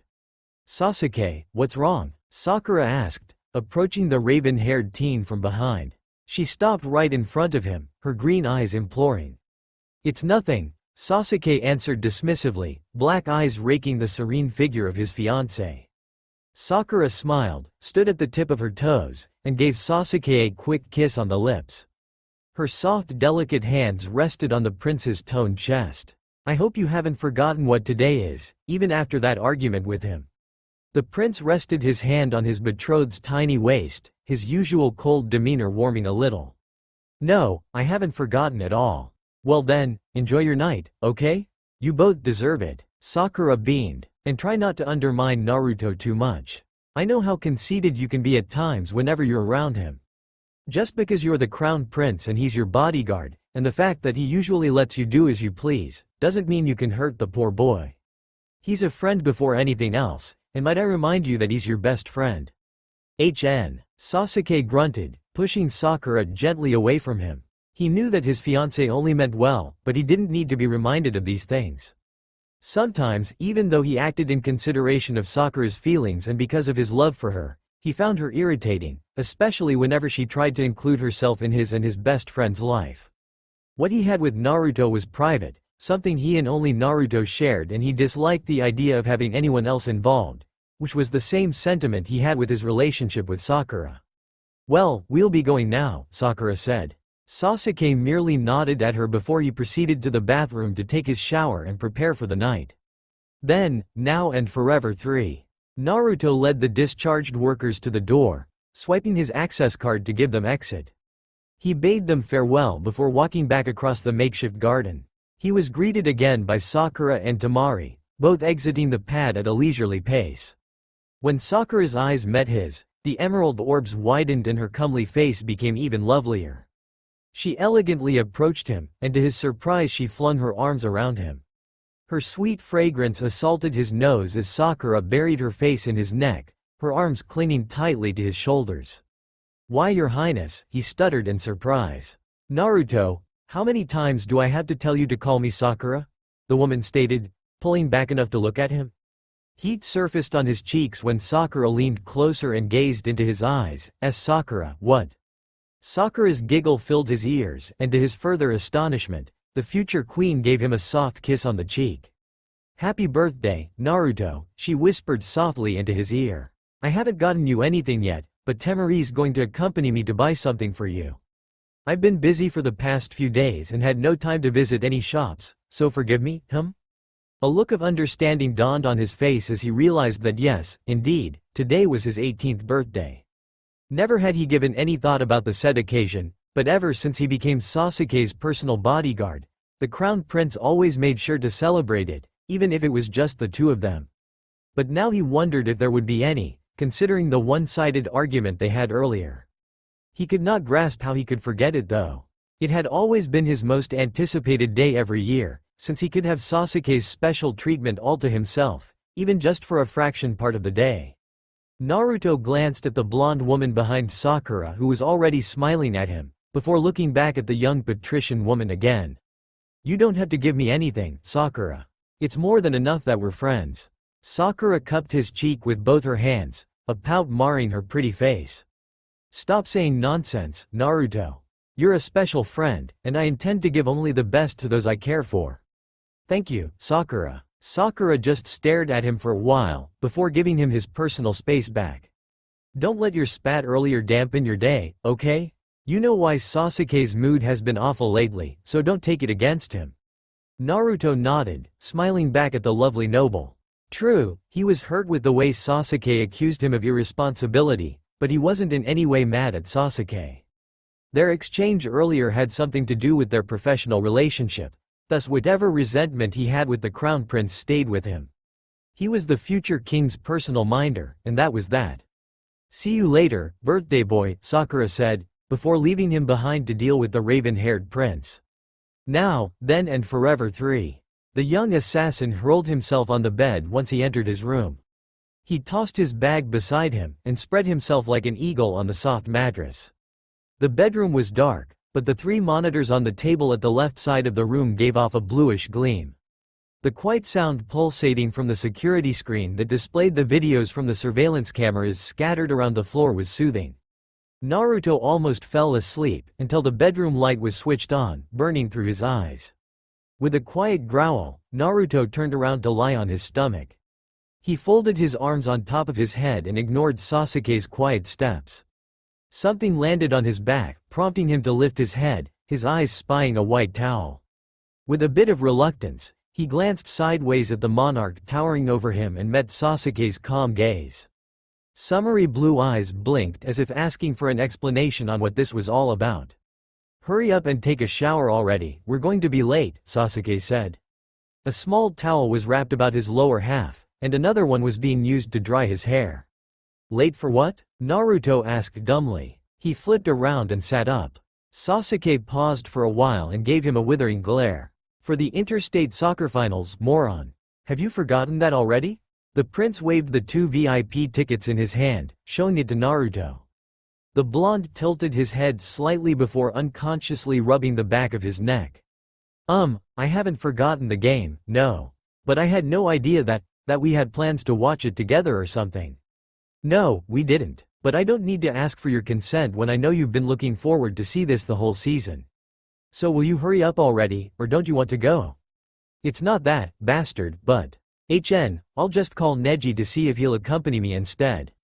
Sasuke grunted, turning around to leave the room. Hey, come on, Sasuke, wait!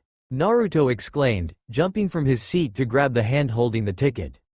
The prince almost fell from the unexpected leap, and Naruto instinctively held the older teen's body close to him to keep their balance. Sasuke looked down at him with a smirk, his dark eyes dancing with amusement as he watched the blonde's smooth tan skin slowly turn into a bright warm pink.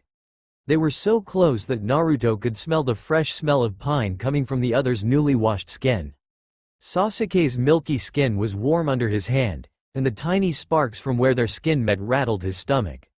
It was at times like these that Naruto felt as though he was just a normal teenager, where there was no need for him to kill anyone just to continue existing. I suggest you keep your distance from me, moron, until you're done taking a shower, Sasuke said, amusement lacing his voice. Naruto quickly released the prince and took a couple of steps back.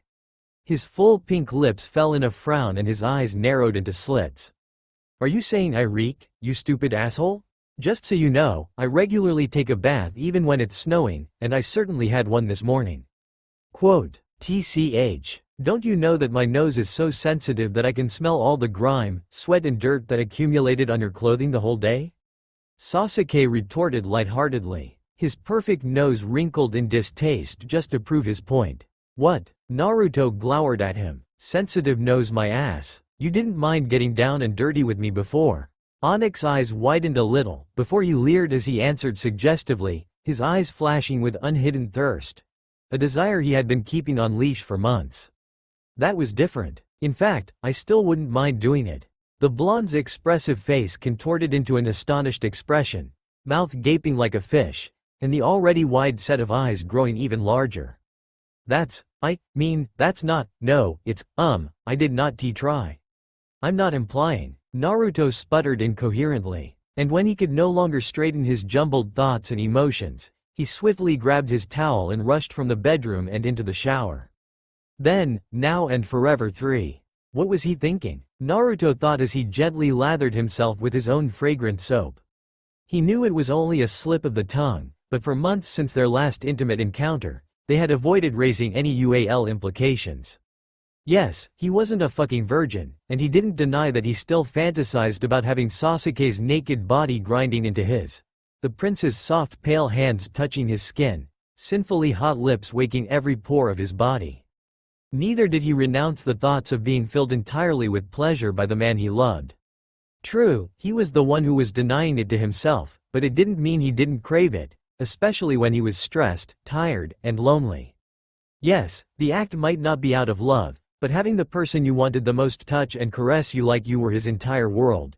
Even for a minute, somewhat made his unrequited love a little more bearable, his cursed existence rather acceptable and his soul insignificantly untainted by the life he chose for him and his country.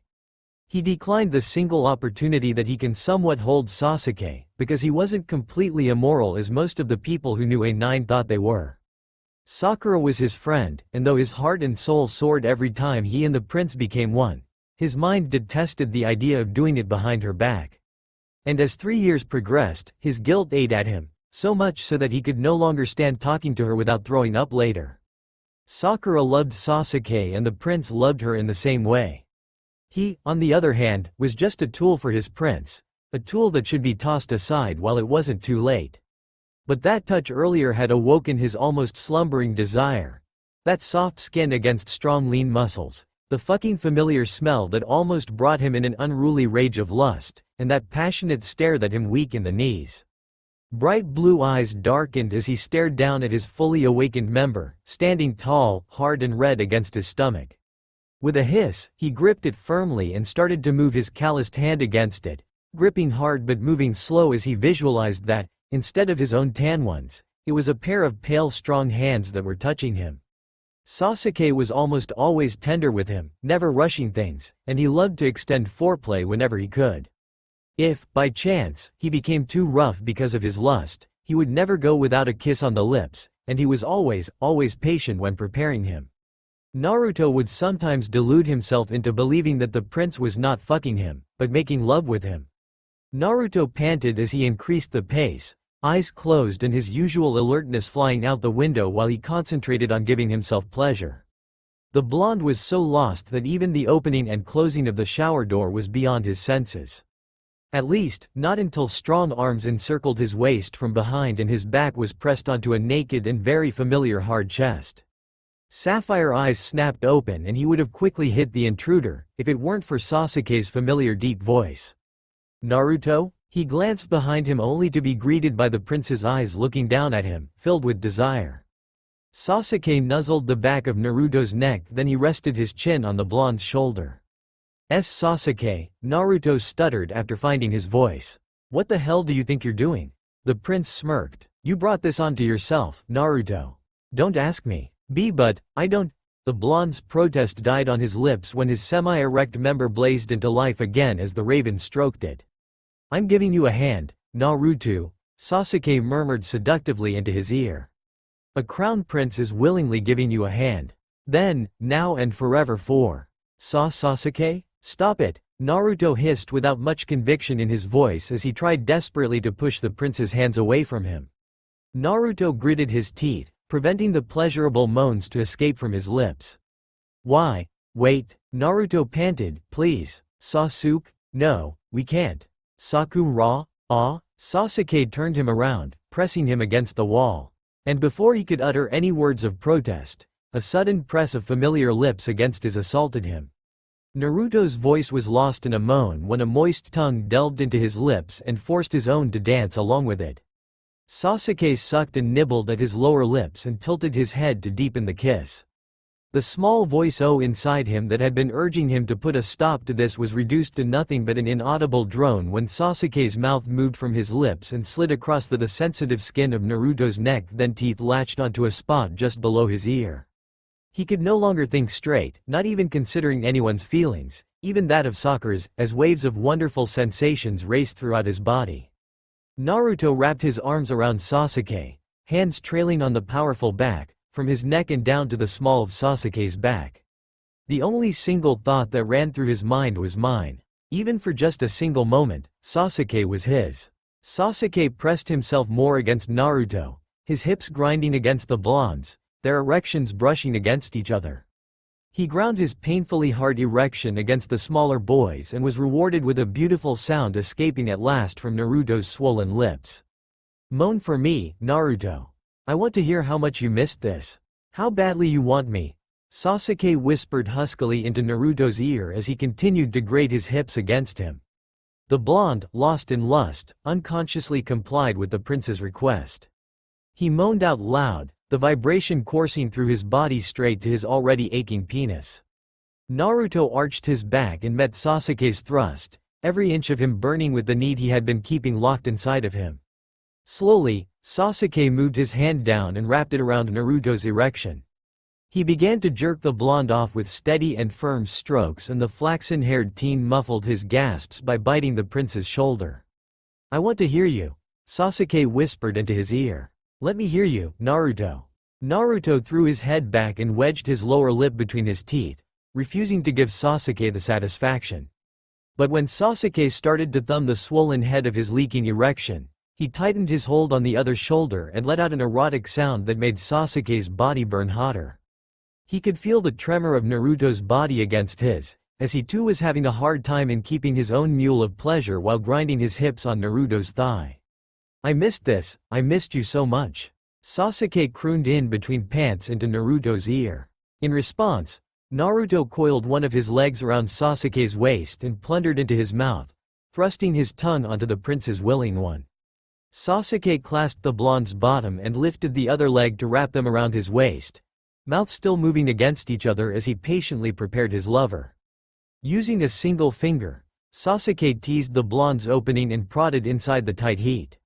Years ago, when they had first started finding relief in each other, lube was a necessity, until both of them learned that slick preparation was not needed as long as Naruto was relaxed, ready and willing. The second and third finger followed shortly, probing the blonde's inner walls, searching for that nerve that would take Naruto into a world of ecstasy. "Oh, fuck Sasuke," Naruto gasped, separating his mouth from the prince's. Sasuke smirked between nipping kisses, knowing that he had finally found it. I want you, inside," Naruto practically begged, sounding desperate. Sasuke, inside me, now. Sasuke gripped him tighter, aligning himself to enter the blonde as gently as he could. His mind almost went blank in pleasure when he was engulfed by the tight heat that only Naruto could give him. He paused for a second in frustration, but still he waited for the blonde to adjust to his intrusion. "Be bastard, stop stalling. Move," Naruto half pleaded, half demanded. The relished feeling of being filled by Sasuke never failed to stop the usual pain that accompanied the act. His whole body only hummed in pleasure at the connection. He felt as though he was whole, immortal and invincible.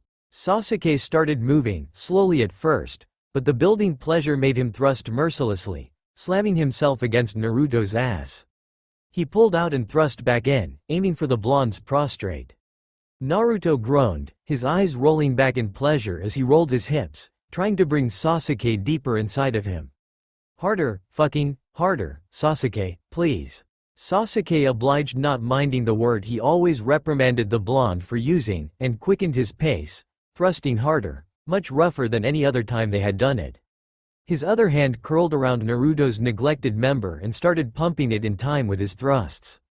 He buried his face against the blonde's shoulder, sucking and biting at it, trying to hush his pleasured gasps. Naruto clutched tighter at his lover, grasping the dark hair as he closed his eyes and simply felt Sasuke's movements, going in and out of him. Nothing mattered for him at the moment, not the game they were supposed to watch, not Sasuke being a royalty nor his own lack of royal blood, not his guilty feelings about Sakura, not the whispering thought that Sasuke didn't love him, and not even the cooling water that touched their burning skin. "Naruto," Sasuke groaned unconsciously. "Yes," Naruto grunted, his hips meeting Sasuke's full thrusts.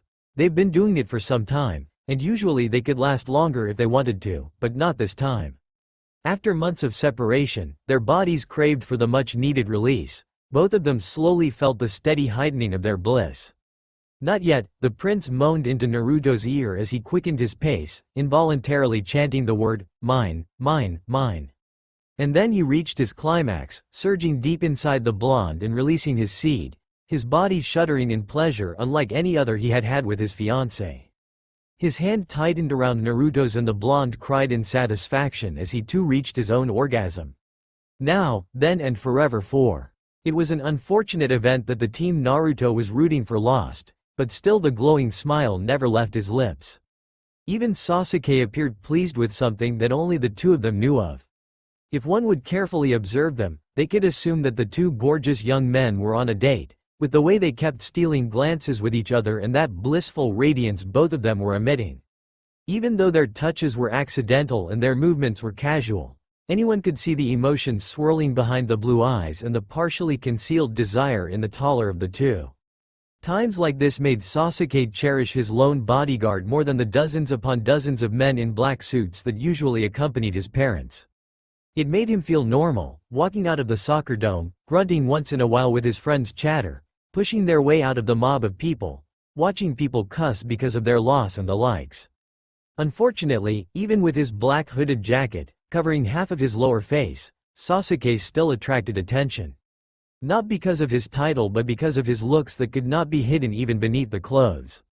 It didn't help as well that Naruto's radiant smile emitted a friendly vibe within a 5-meter radius, adding interest among the people around them.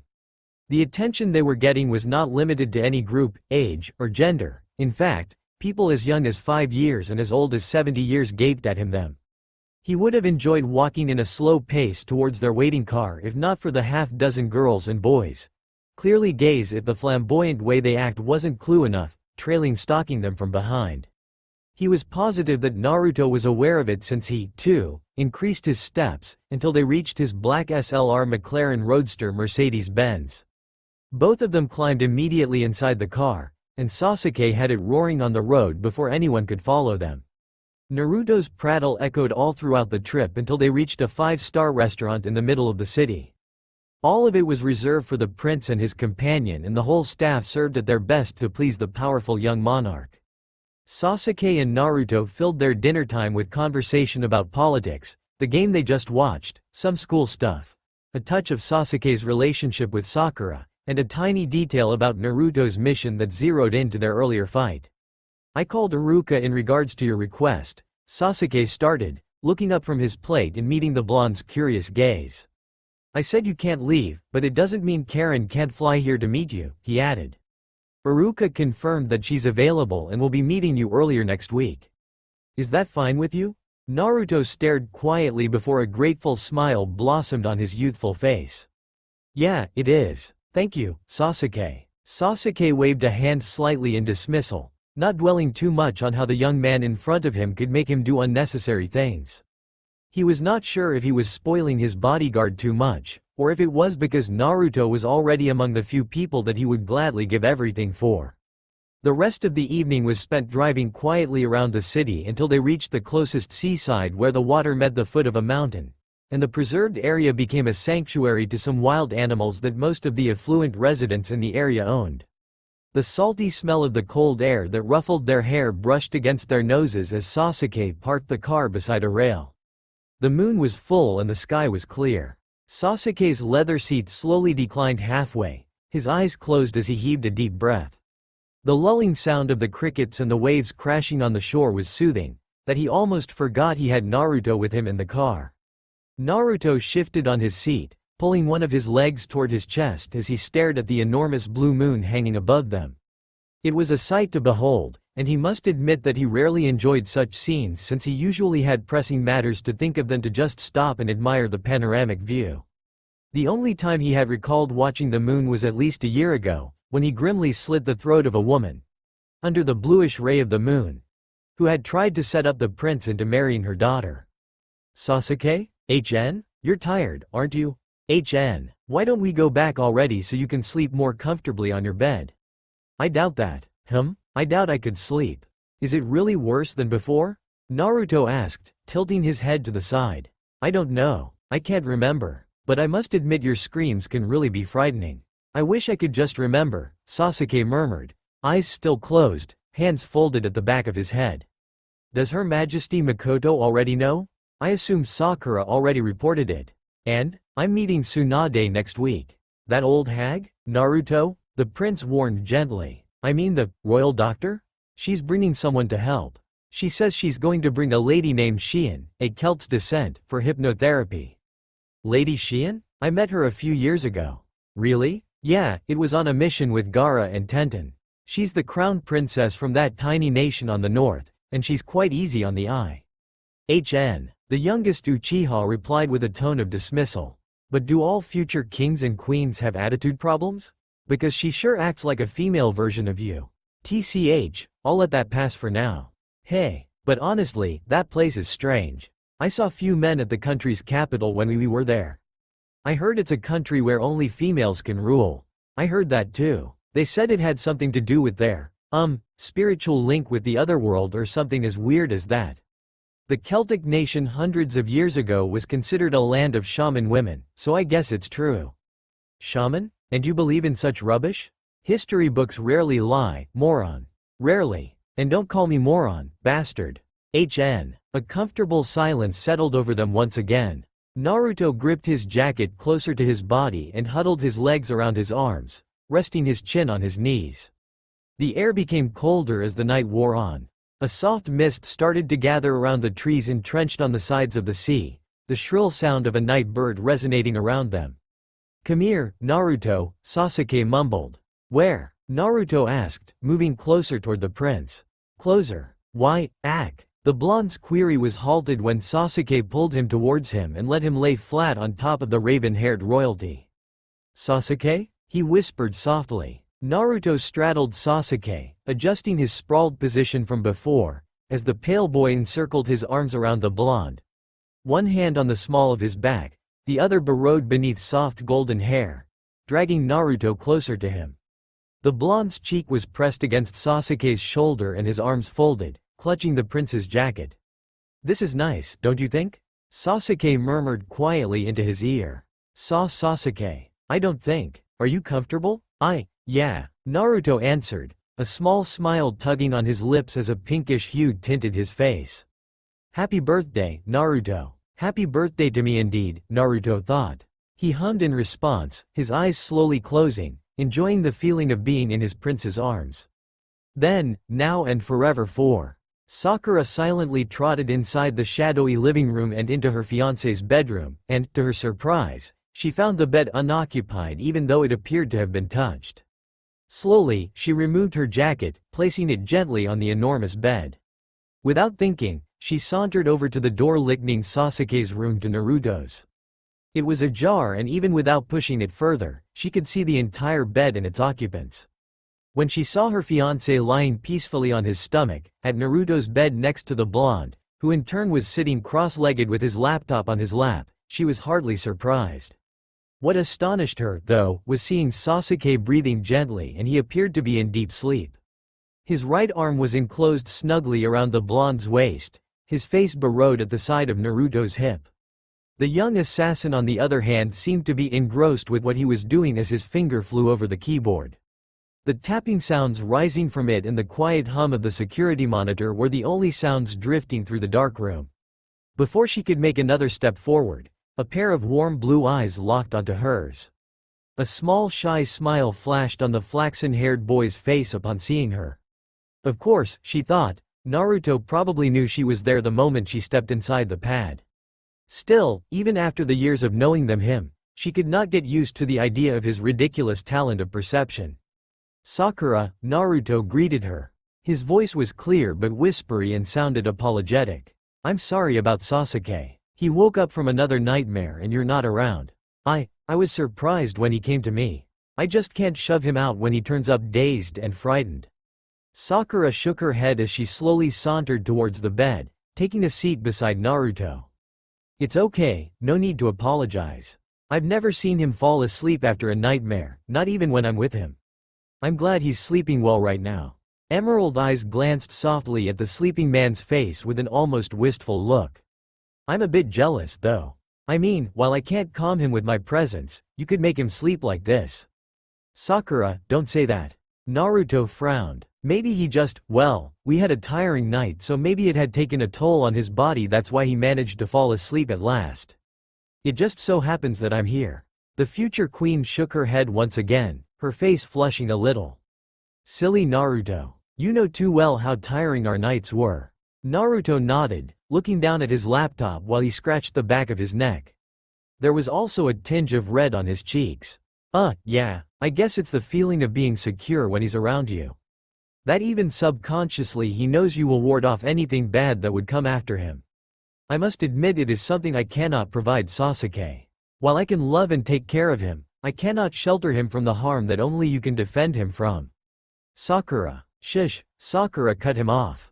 It's really fine, Naruto. I'm glad it's you who Sasuke turns to when I'm not around.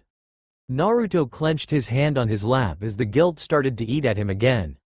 How could he betray his friend by sleeping with Sasuke earlier, even if only once? He had told himself that he wasn't going to betray his friendship with Sakura. He was going to honor what trust the girl had given him. But when Sasuke touched him, all rational thoughts seemed to fly out the window, and all he could think about was himself. To be selfish even once in a while, to get drunk with pleasure. When did he become a whore for love? His thoughts were interrupted when a soft small hand enveloped his, placing a small box on his palm. What's this? We met Sai earlier. Both he and Temari almost killed each other when he popped out of nowhere and startled her. Sakura explained, her eyes wide in amusement. He came here to give you this. From your brother, he says. When Naruto heard it, his face darkened a little. He gripped the small blue box tighter before opening it. Inside was their family heirloom. It was a rare blue diamond necklace clasped on animal leather. It had been handed down to them from generation to generation that tracing its root was already impossible. It's very beautiful, Sakura said in awe.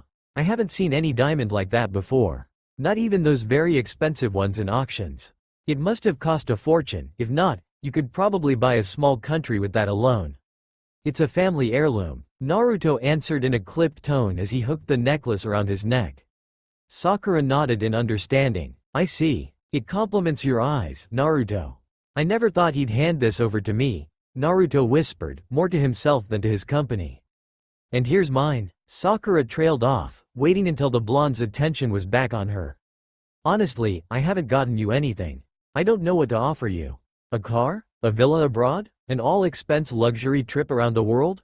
Jewelry? Yacht? She listed frustratingly. Those things are nonsense, and knowing you, you won't need them.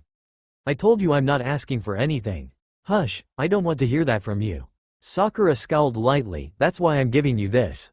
Sakura handed him a typical brooch with a leaf emblem, a sign of royalty from their country. The same one Queen Mikoto had given her when Sasuke had chosen her to be his fiancé. I want you to have this, Naruto. I can't. How could you possibly give that? Your Highness, Naruto exclaimed, though his tone was still muffled to keep Sasuke from waking up. Sakura, Naruto, Sakura, the girl reiterated for the nth time. And I'm giving you this because I can and I want to. Be you. You can return it to me the moment you decide what favor I can do for you. You can ask me for anything, Naruto, anything at all, Sakura emphasized, glancing quickly to her future husband as she said it. But only one special favor and I'll grant it, without question, without a doubt, without hesitation. 3 years from now when you reach your age of reasoning I would ask you for that, so be sure it is something you really wanted, that you could live without. So don't waste it, understand? Naruto moved his head negatively. I can't, Sakura. I could not ask anything from you. Sakura grinned, fastening the brooch on his shirt.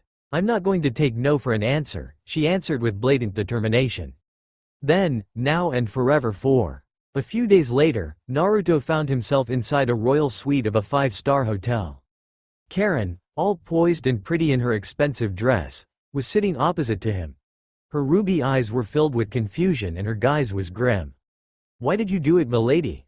I never hide things from Sasuke, but this time I have to for you. You're a special friend, and I would not do anything to have you killed when I know I can protect you.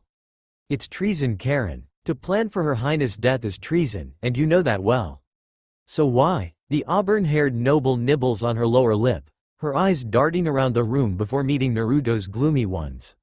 For you, she softly replied. For me? What do you mean for me? The blonde asked, his voice becoming cold and his eyes narrowed into slits. He could not grasp as to how the impeded assassination against Sakura happened because of him.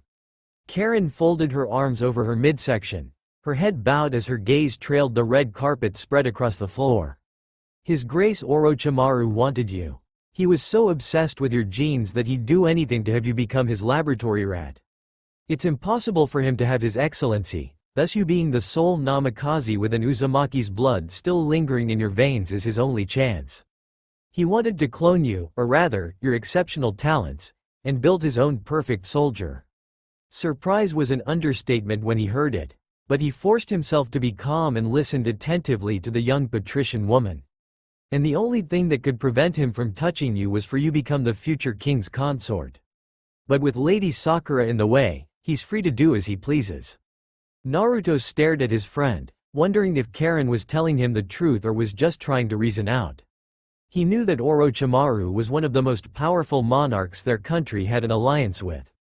He was respected because of his advanced knowledge in terms of the technological development of his country. Human cloning was legal in his territory, and all scientists around the world dreamed to work under him. It was one of the few allied nations their country valued, and to expose something like that without concrete evidence could cause war. What would make you think that once her ladyship was gone, Sasuke would make me his consort? He grunted in displeasure. Karen looked up and answered him with obvious confidence. Because His Majesty would not marry anyone else. Naruto snorted. Don't assume too much, Karen. Sasuke might think that I'm his best friend, but he'll never see me beyond that. Don't you love him? The blonde glared at her so menacingly that anyone would run away in fear. What I feel would not change anything. His Majesty will only marry Her Highness, and I would make sure no one will hinder it even if I had to become Orochimaru's guinea pig. You can't possibly mean that, Naruto. I care for you. You're like my little brother already. And I would do whatever it takes to protect you. How could you demean my concern? After the death of my parents, you're the only one I consider family. I have risked everything for that information, and now His Grace would probably come after me. Karen cried out, lunging toward the startled blonde, engulfing him in a hug. Naruto's cold demeanor softened as he buried his head on Karen's shoulder. No need to be afraid. I can take care of myself if that's what you're scared of. You are belittling me too much. I'm scared, Naruto. I don't want to lose you. The woman sobbed into his shoulder, her hands tightening around him. "I'll be alright, and you will be too. I promise," Naruto soothingly whispered. "And I always keep my promises, right?" Karen nodded, though she refused to let the young man go. She wasn't sure anymore if she dreaded Naruto's death or the horror of what Orochimaru would do once he caught her. Then, now and forever for. "This is Princess Shien, Your Majesty. She'll do the hypnosis, as has been approved by your mother and father," Tsunade, a tall, lovely and very voluptuous middle-aged woman stated. She was a well-known and respected doctor around the world and was also the Uchiha's royal medic head. She was smart, with a sharp tongue, and she was afraid of almost no one. Sasuke took the extended hand of the young girl around his age with long golden hair and delicate features. He slightly touched his lips on her hand as a polite greeting for someone with almost similar stature as his. The princess was as every bit as comely as Naruto had said, and as proud-looking as any royalty should. "I'm pleased to meet you, milady. The pleasure is all mine, Your Majesty. At last, I finally meet the infamous prince." There were few people inside the private room. Besides Sakura and Temari, who had accompanied him, was the princess's personal assistant, Taruho, and then there was Tsunade. Outside, a few dozen guards were surrounding the building, all for the princess's protection. "So, shall we proceed?" Tsunade asked, leading them inside the smaller room, where a small reclining chair stood at one corner and a comfortable lounge sat on the other side. There was soft instrumental music playing in the background, and the lights were mellower than that in the receiving area. The room temperature was neither cold nor hot, and the calming smell of lavender had been sprayed into the air. "Your Majesty, please take a seat on the chair and try to relax," the doctor instructed. "As for the rest, except the princess, please refrain from making any sound." Sakura and Temari nodded, making themselves comfortable on the settee. Once everyone was settled, Shien walked casually toward the prince, who was sitting quietly on a Victorian chaise. His absurdly gorgeous face was distracting, and fortunately for her, she already had her eyes set on a certain smiling blonde she had met years ago. "I was looking forward to see Naruto with you, Your Majesty," Shien started, making small talk to ease the prince into following her command later on. "He's needed somewhere," Sasuke answered casually. "I guess I'll see him later then." Shien pressed a smile on her face, taking note that chatting with someone like the prince would surely put a stress on what they were supposed to do. She decided to forego the supposedly pleasant chat and went straight to business. "Are you sure you want to go under this, Sasuke?" she asked. "Can I call you Sasuke?" "Yes, I'm sure, and I suppose you could call me that for now." "How are you sure? I need to know how willing you are to go through this." Sasuke gave her a flat look before uttering, "I'm anxious, is that enough?" "I need for you to trust me then, Sasuke," Shien said softly with her sweet melodious voice. "I could do that. Is there anything, just a tiny thing you remember from your dream?" The girl coaxed. There was. Sasuke took a deep breath, but his indifferent facade didn't change. There was blood everywhere. Her face was bland and devoid of any emotion, but her voice was gentle and calm. "Can you please close your eyes for me, Sasuke?" Sasuke obeyed, closing his eyes as was instructed. "I'm going to count down backwards, from 100 to 0, okay?" The prince nodded in response. 100, 99, 98, 97. Shien tapped her finger on the wooden table beside her for every second she counted. 81. Sasuke, you'll be getting sleepier and sleepier for every tap I make. 80, 79. You're getting more tired, Sasuke, more tired. When she reached 0, the prince's breathing became soft, and his face relaxed. "Sasuke, are you with me?" "Yes. Where are you? Please describe where you are." I'm nowhere. Everything is black. I can't even see my hand." "Good. Imagine yourself on a meadow, with wild flowers around you and the sky is clear with few white clouds in the sky. You feel relaxed and content? How are you feeling now?" "I feel secure and calm." "Very good. Now you see that single red rose on the middle of the field? I want you to pick it. Are you done?" "Yes. Look at the red petal of the rose and I want you to go back further and further into your mind, Sasuke, further and further until you see the same red color on your hand." Sasuke started to tremble and shiver on his chair, his hand clenching on his side and his skin paler than usual. No, further and further Sasuke, listen to me, further and further until you see it. No, no, stop it, no. Shiin frowned but firmly continued. You're not going to stop traveling until you see it, Sasuke. Further and further. No, stop it, no, please, no, Sasuke screamed. His voice resonated inside the whole room, startling the spectators inside. The prince's struggling body stopped and he settled once again into a deep sleep. Sasuke, can you hear me? Shiin asked softly, but she received no response. Sasuke? Answer me if you can hear me. There was still no response. I want you to answer me, Sasuke. Try to move your body if you could. Nothing, Your Majesty? But the prince continued slumbering, not showing any signs that he could hear her. He felt his body, or rather his soul, float until he found himself at the back of a black massive destrier horse, with a human body cuddled on his arm. Sasuke Uchiha, the most powerful emperor of the East, glanced behind him. His cold onyx eyes scoured his troop on halt at his rear. There were hundreds of imperial elite knights, thousands of cavaliers and thousands more of foot soldiers and archers waiting for his next instruction. All of them looked weary from the recent war they won, but besides from a minor injuries they had, none of them died on the battlefield.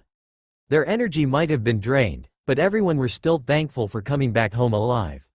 Your Majesty, how's His Highness doing? Someone asked. Sasuke returned his gaze back in front of him. A lord knight from the family of Hyuga sauntered his own horse up beside him. Neji's aristocratic feature was grim, as he inspected Sasuke's unmoving load. Sasuke glimpsed slightly on the bundle around his arm. A very pale-faced young man was leaning on his chest, eyes closed and breathing so soft, one would think he's dead. Bright golden hair falls on the deathly beauteous face of Naruto Uzumaki, Namikaze, the emperor's longtime fiancé and the empire's future emperor's consort. Not good, Sasuke answered in clipped tone, his eyes narrowed in displeasure. Where the hell are they? Lord Sabaku and Inuzuka are still asking for permission to be entertained, Your Majesty. Neji calmly retorts. I have no idea why we need consent from a baron when I could just cease it, seeing this land is still under my jurisdiction. Sasuke impatiently replied, his voice deep and almost growling. There's no harm to show your generous side, Your Majesty, especially to this destitute noble. Being generous won't make Naruto feel any better, will it? The emperor hissed bitterly to one of his general. Instead of coming back with a retort, Neji kept his comment to himself, knowing too well that a dispute will happen when one argued with their young emperor. His gifted vision once again observed the unconscious blonde man, noting how little energy was left inside his body. Too inadequate, that was barely enough to sustain his life force, he thought. Having Naruto and Uzumaki Namikaze on their side surely guaranteed success on whatever skirmish they fought. Having the mixed blood of an Uzumaki's mystical race and that of Namikaze, whose bloodline contains magicos 5 times the amount of any ordinary elemental, made Naruto and his elder brother Kyuubi a formidable foe in a battlefield. Their stamina was sustainable, that they can last long weak hard combat without a break and could summon tremendous elemental attack repeatedly at the same time. Except that Kyuubi's capabilities were strongly used for offensive attack, as he can bid the 4 potent elements into his will without exerting too much of an effort. Naruto, though, required long complicated chants or symbol to beckon an impressive force, as his magicos was far more complicated, seeing he leans more on the quintessence known as Aether, the one that was pure essence and could solicit energy from any life. As well as that he couldn't still control it properly, what's with his young age. The last campaign one was one of the biggest battle Neji had seen, where almost half of the Earthian nations unite to overthrow the Fire's jurisdiction over their country. It would have been a bloody end at both sides, if not for Naruto's endurance to shield all of them. Instead of joining the assault, the youngest Namikaze decided to aid by enclosing them with magical Scudum Fidei, Shield of Faith, wherein no physical or magical attack could touch them. To blanket thousands of fire army, even half an hour was strenuous enough for an experienced Scudumer or those whose element were concentrated for protection. What of when it was extended from dawn until dusk? To say that the Namikaze family has gained a few thousand more of loyal followers was an understatement at the moment. Lord Hyuga was sure, most if not all of the soldiers would lay their life for the future emperor's consort if needed be. Although Naruto was commended for the unscathed victory, the battling prowess of the young Emperor Uchiha was surely the one that brought their enemies down. Sasuke were among the very few who could match Kyuubi when it comes to sword fight and fewest among the Uchihas who could manipulate the Atra Incendium or the black fire from hell that can destroy anything, even a powerful Magico's attack. Since the Emperor's Magicos were from subconscious mind of controlling the people through the Uchiha's Sharingan eyes, he can call upon the black fire, Kagutsuchi, when he heightened his Sharingan into a Mangekyo Sharingan, which he rarely used because it erodes his eyesight. But since the battle became difficult, Sasuke was forced to use it for hours, almost losing his eyesight, if not for his fiancée immediate rescue. The last of Naruto's spirit was used to summon an Aether spirit to restore the Emperor's eye into a perfect condition, resulting to his death-like state at the moment. The sound of galloping horses coming their way roused Neji from his deep thoughts. Looking up, he saw the distinctly familiar auburn hair of Gaara Sabaku, the crown prince from the Sand Kingdom, and that of the animal summoner Sir Kiba of Inuzuka's. "Permission has been granted, Your Majesty," Gaara promptly reported once they reached them. Though he was informing the Emperor, his sea-green eyes were trailing Naruto's slack figure. The notorious family of Sabaku from the Kingdom of Sand was the closest ally of the Namakazes. If, and only if, everyone withdraw their support from the Namakazes, the Sand would likely stand with them until the end. "I don't need a mere baron's permission," Sasuke snorted in distaste before positioning his fiancée more comfortably in front of him. "How's Naruto?" Kiba butted in, his wild mahogany hair sticking out from his head. Triangular red tattoos dress his cheeks, a symbol of being a fully grown hunter given to their family. The Inuzukas could beckon any neutral animals into their command, but they prefer using hounds and wolves during battle. The Emperor's right brow twitched from Kiba's uncouth behavior, from calling his superior familiarly with first name. "He won't be fine if we don't sat his depleting energy," Neji replied, almost annoyingly. "We ride." The raven-haired Emperor commanded the rest of his general relay the command to their troops as they proceeded slowly to their temporary haven for the night. Then, now and forever 5. With bored gaze, Shikamaru inspect the 3-story stone manor behind the tall stone wall before them. An ill-dressed man came running, his head bowed to take the Emperor's horse rein. Sasuke dismounted and carefully carried Naruto on his arm and walked regally towards the open gate of the wall as though he owned the place. On second thought, technically he does. Other servants came rushing, taking the other knight's horses and leading it inside the stable. Kiba and Shino were then ordered to take charge of the army, making sure they're comfortably camped in during the night. While the rest of the noble in ranks were ushered inside the Haruno's household, with the Haruno lord trailing behind them, very delighted and honored, as he very well should be. Solemn-looking servants stood inside waiting to take their cloaks and other items. Shikamaru decided that even though the manor was far from the usual luxurious Uchiha castle or that of his family's own family, the place was livable. The walls were paneled with silver oak and everywhere there was color. The plaster above the panels was painted with landscape of people in a meadow. There were colorful and new tapestries hanging on the walls, and on the tables were gleaming porcelain plates and golden goblets. As they made their way upstairs where Baron Haruno led the scowling-faced monarch, the hallway was filled with carved pieces of furniture, all looking new that he somewhat doubted at the moment that the said landowner was broke. Before he could inspect any further, the old man opened a double oak door that appears to be the master chamber where Sasuke strode inside without uttering a word. The room was large with tall ceilings. The wall were paneled with beautiful carved oak, the plaster were painted with animal designs. The furniture, the window seats and the wide 4-posted bed were draped with brilliant color silks and velvety soft cushion. All the materials were embroidered with silver and gold thread. The whole room screech of royalty, that most small estate owner baron could not afford. "Pretty impressive," Shikamaru muttered under his breath.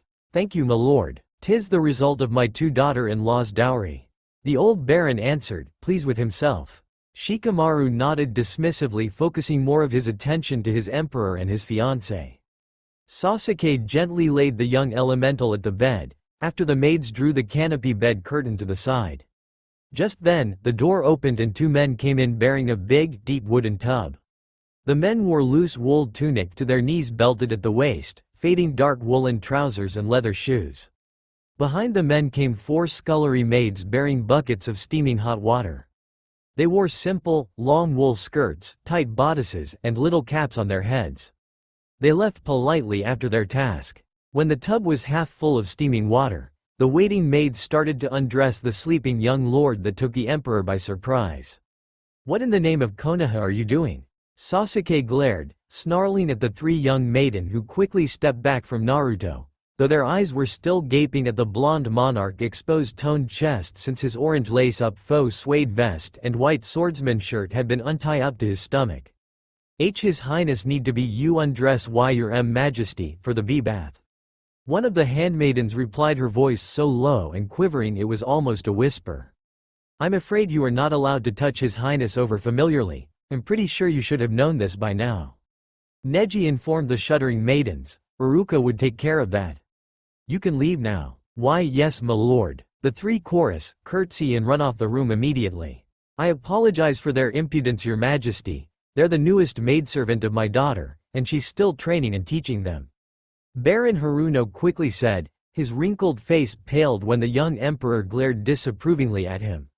"It would be pleasant if you could lead us to your stateroom Baron, if you have one, while Iruka washes Prince Naruto," Shikamaru suggested when Naruto's personal vassal came in. Iruka was Lord Minato's young vassal before and continued being his youngest son groom. He was an early middle-age elemental, loyal to a fault and very kind. Besides Naruto's first family, Iruka was the sole outsider that Sasuke allowed to touch his fiancée. True that the raven-haired emperor rebuffs any rumor about an amorous feeling he had with his closest companion, but he's very possessive when it comes to anything that he believes was his. "Call us when you're done," Sasuke instructed the older man before leaving the room. The rest of his officials take out after him, all looking for a sumptuous dinner and a peaceful rest. Then, now and forever 5. After undressing his young charge and immersing him in the water, Iruka scrubbed the oblivious boy off dust and repugnant dirt that had accumulated since the war started. Since the young noble lord had reached his age of reasoning, Naruto had bathed himself alone. The last time Iruka remembered helping the boy to take a bath was inside the palace royal wash pool when they returned after 5 years away from Konoha. Naruto mischievously used his unstable elemental control at that time, resulting to flood the alcove with bubbles from his personal scented soap. It took half a day for the servant to tidy up the place before anyone could use it. Elementals like them, especially as powerful as the Namikaze, often does not smell even for weeks without bath. Subconsciously the magicos inside their body ward off any elements that would sully them. The same way that the elves and fairies across the continent of Consolare balanced themselves with nature. But since Naruto was almost depleted with that energy, the unique body purification distinctive to their race vanishes. Bathed, Iruka clothed his charge with fine negligee camisea, then covering half of his body with the golden silk comforter. The young man's face was so pale that Iruka could no longer trace the beautiful peachy tan skin of Naruto. He knew how the young noble had fallen deep with his imperial majesty. He watched how their bond formed, that only Naruto, from his usual ignorant nature, was surprisingly the first one to acknowledge it. Iruka had no idea as to what precedent did the young emperor perceive gender, to stop from loving someone intimately. He was sure that the former emperor and empress had inculcated it to their sons that there's no such thing as duality to their world as compared to the humans from another continent. And when Naruto told him that Sasuke wanted to have an heir, he could somewhat comprehend that Sasuke making his parent as his role model for his own future. His deep contemplation was interrupted when Naruto's breathing became harsh and his skin started to turn blue. Iruka's eyes widened with fear and immediately left the room and run for help. Then, now and forever 5. The Haruno's household had an unusually odd number of staterooms for their class. The lord of the house led them at the center of the facade where the largest and the most lavish stateroom were located. It was splendidly decorated by finest work of arts and furniture. Purple silk embroidered by silver and gold dresses the Chesterfield and fainting couch. The grand room was very notable that Lord Haruno pleased his very distinguished guests. Once settled, the royal board members courteously introduced themselves one by one for the sake of the villa's master. From the Lord Knight Hyuga and Prince Sabaku, the royal war strategist Shikamaru Nara, down to the smiling advisor Kakashi Hitaki. Sasuke just watched the old man amusedly as he made a fool of himself while he tries to please them. But his uninterested mood diminished when a lovely young woman entered the room. Her long and straight very light auburn hair nearly the color of salmon was pulled up in a ponytail above her head, and instead of the usual noblewoman clothing, she was clad with a white huntress tunic, and tight black riding pants and boots, a bow at her hands. Her breathing was haggard when she launched the room. Almond-shaped green eyes settled to Lord Haruno, and after a while her gaze traveled at them, and when recognition dawned upon her, she quickly kneeled down on one leg, bowing her head down. I'm sorry, Your Majesty, for my intrusion. I was worried about my father when I saw the thousands of soldiers camping at our land, and I know my excuse is unreasonable and my impudence so unbecoming for a lady of my stature for just barging in without. Hush with your prattle, woman, you're giving me headache. Gaara admonished. His attractive face was piercing with annoyance. Sasuke, with one brow raised, glanced to one of his lord knight, a touch of delight gleaming at his eyes from Gaara's usual foul mood. No need to frighten the lady, Gaara. He chided and then stares back at the still stooping maiden. At ease, the emperor ordered, you can raise now. The baron's daughter rose up, her eyes not meeting any of the higher echelons aristocrats as she went and settled herself beside her father. Your Majesty, this is my youngest and only daughter, Sakura. Please forgive her, guys, as she loves to go hunting by her own when bored. 'Tis my problem to find her a suitable man to marry, as she is free-spirited and fights with sword better than most of my soldier. Lord Haruno clarifies. Gaara scowled, standing up from his seat and withdrawing his sharp sword. May I request a small skirmish then to appraise her skill? Lord Haruno's eye widened in fear, unconsciously grabbing his daughter's own trembling hands. I absolutely not meant it that way, my lord. Shikamaru sighed, pinching the bridge of his nose in irritation with the unnecessary killing intent Gaara was giving. He gave Sasuke a glance to seek help, seeing Gaara normally don't listen to any of them, sometimes even with Sasuke unless Naruto told him so. There's no need for you to engage into a duel, Gaara. You're far beyond the lady's skill, and she'll most likely die after a minute or two with your presence alone. A jovial voice cut in. Gaara glared hard towards the royal advisor, whose half of his lower face was covered with a thin black cloth and one of his eyes enclosed with a patch. I'm not just going to let anyone demean any soldiers, especially comparing them with a puny woman. Very well, Kakashi replied, unruffled with the deathly stare coming from the red-haired elemental. But there's no need for a gentleman like yourself to propose a duel against a lady, Where's chivalry, my lord knight? If I may say so, you seem to hold a grudge against our host daughter. Perhaps you have met her before? Sheathing his sword back to his scabbard, Gaara settled back to his seat with an icy retort. Never have I laid eyes on her in my entire life, but now, nevertheless, my instinct never fails me when a certain being would cause chaos and unforeseeable future. Emerald green eyes swiftly look up due to unneeded abhorrence against her, just in time to be met by the onyx black orb of the emperor. She should never look upon her emperor like equal, but what she saw at those smoldering eyes were fascination that, through her knowledge, never had the emperor given to any people he met. The hidden stare against the hair falling over his incredibly handsome face made her breathless. She could feel her face heating up and her heart pounding loudly against her chest.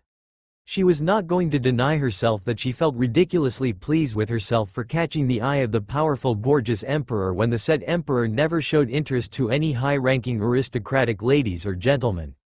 And that she was certain that she's very much interested with him as well, not because of his rank, but more of that fact that there's something about him that intrigues her, even though he's a man that Sakura not once entertained a thought of being attracted with. Before, she thought she'll most likely end with a lady like herself, as she finds man obviously weak and annoying, but now she was pretty sure she had found the man she fancied. Except that, the imperial emperor was engaged to be married to a very influential monarch of Uzumaki Namikaze royalty. Sakura never thought earlier that she'll be able to glimpse the arrayed of high aristocrat figure ruling the empire sitting before her now, nor she had dreamed of being around the emperor himself, as their connection as noble was very poor to even grant them entrance to a royal ball. Hence, seeing the display of the fine-looking, powerful lord overwhelmed her, and now the only thing she desired was to get more of the emperor's interest and find out how close their mutual attraction will take them. But perhaps knowing His Majesty's fiancé would be a better move, for she never dreams to be involved in just a simple affair, nor breaking up the royal couple who were in love. She was not suicidal by nature, and surely she'll never do a thing that would annihilate her family when the Uzumaki, Namikaze carry their rage on them. Their stealing glances though was not unseen by the emperor's court. Neji clacked his tongue in displeasure. Shikamaru muttered his favorite, troublesome, expression. Kakashi keep his face hidden in his favorite book and Gaara glared daggers to the two involved with the deed. The silent heavy atmosphere was broken when Iruka scuttled inside the room, face pale and wordings jumble. When Neji attempted to calm him, the vassal rushed down at Sasuke's feet and cried, tagging the emperor's black lace-up leg pants and pleading incoherently. The emperor stooped down, pulling the smaller man up to his feet. "Stand up, Iruka, and compose yourself. Your Majesty, I beg you." Iruka wept, "Please save Naruto's life. Please, don't let him die. Please, relax Iruka, breath." Kakashi soothingly said, "Naruto, His Highness, dying, save him. I pled you for his life." And before anyone could voice out anything anymore, a certain red-haired Night Lord was already walking fast out of the stateroom. A rare anxious look fitted on his face. Then, now and forever 5. His energy is almost completely depleted, Your Majesty. Neji replied, though his voice sounded calm there was a touch of panic in there. His Byakugan activated while holding the convulsing blonde royalty on the bed. He needs someone to share their life source with him at the moment until we can find a means to satiate his body with enough magicos to stabilize him. If not, I'm afraid His Highness is going to die. Sasuke's always apathetic demeanor changed. His pale complexion became 2 shades lighter than usual as the notion of living without his fiancée the rest of his life traumatized him in a way he could not understand. It's like a part of him wanted to die as well, and that feeling that washed over him made him more confounded. Not because he cared less, but because the dread he was feeling was accompanied by emotion he could not identify with. Your Majesty. Neji called out, what are we going to do? I'm sure every one of our soldier would volunteer to help if. Don't you dare suggest that I just let anyone do that to him. Sasuke growled. Would you rather let him die then, Sasuke? Kakashi asked sympathetically. Being the emperor's tutor since child had given him the right to call the raven-haired monarch by his first name. Because I'm sure even though you're strong enough to share your spirit with your fiancé, you won't do it right. Sasuke looked fiercely to the older man then bitterly replied, you or anyone else has no right to assume that I abhor touching Naruto. I may not love him like he does with me, but I'm perfectly sure I would do anything at all to save him. If I could extend my remaining spirit just to save his life, I would.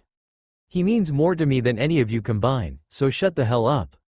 Kakashi narrowed his gaze, knowing too well that it might be true that Sasuke would do it, but on the other hand he will only perform such act if he was absolutely sure there was no possible way to save the Naruto.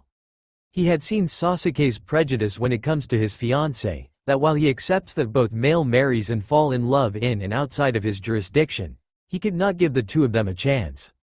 Kakashi was very sure that what the emperor was feeling for the youngest Namikaze ran deeper than a brother's bond as Sasuke always deemed. He somewhat concluded that Sasuke was subconsciously afraid of something if he pursue it, and whatever it was, if continuously denied would put the two of them into more heartache and presumably on the brink of sanity.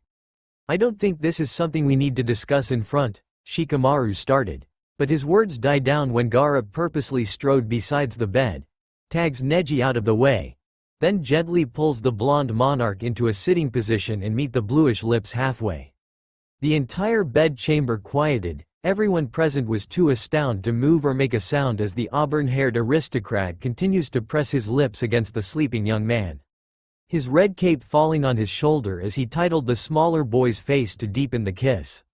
Get the hell away from him Sabaku, before I behead you, Sasuke uttered darkly, his face deadly as the tilt of his sword was poised on the other's neck.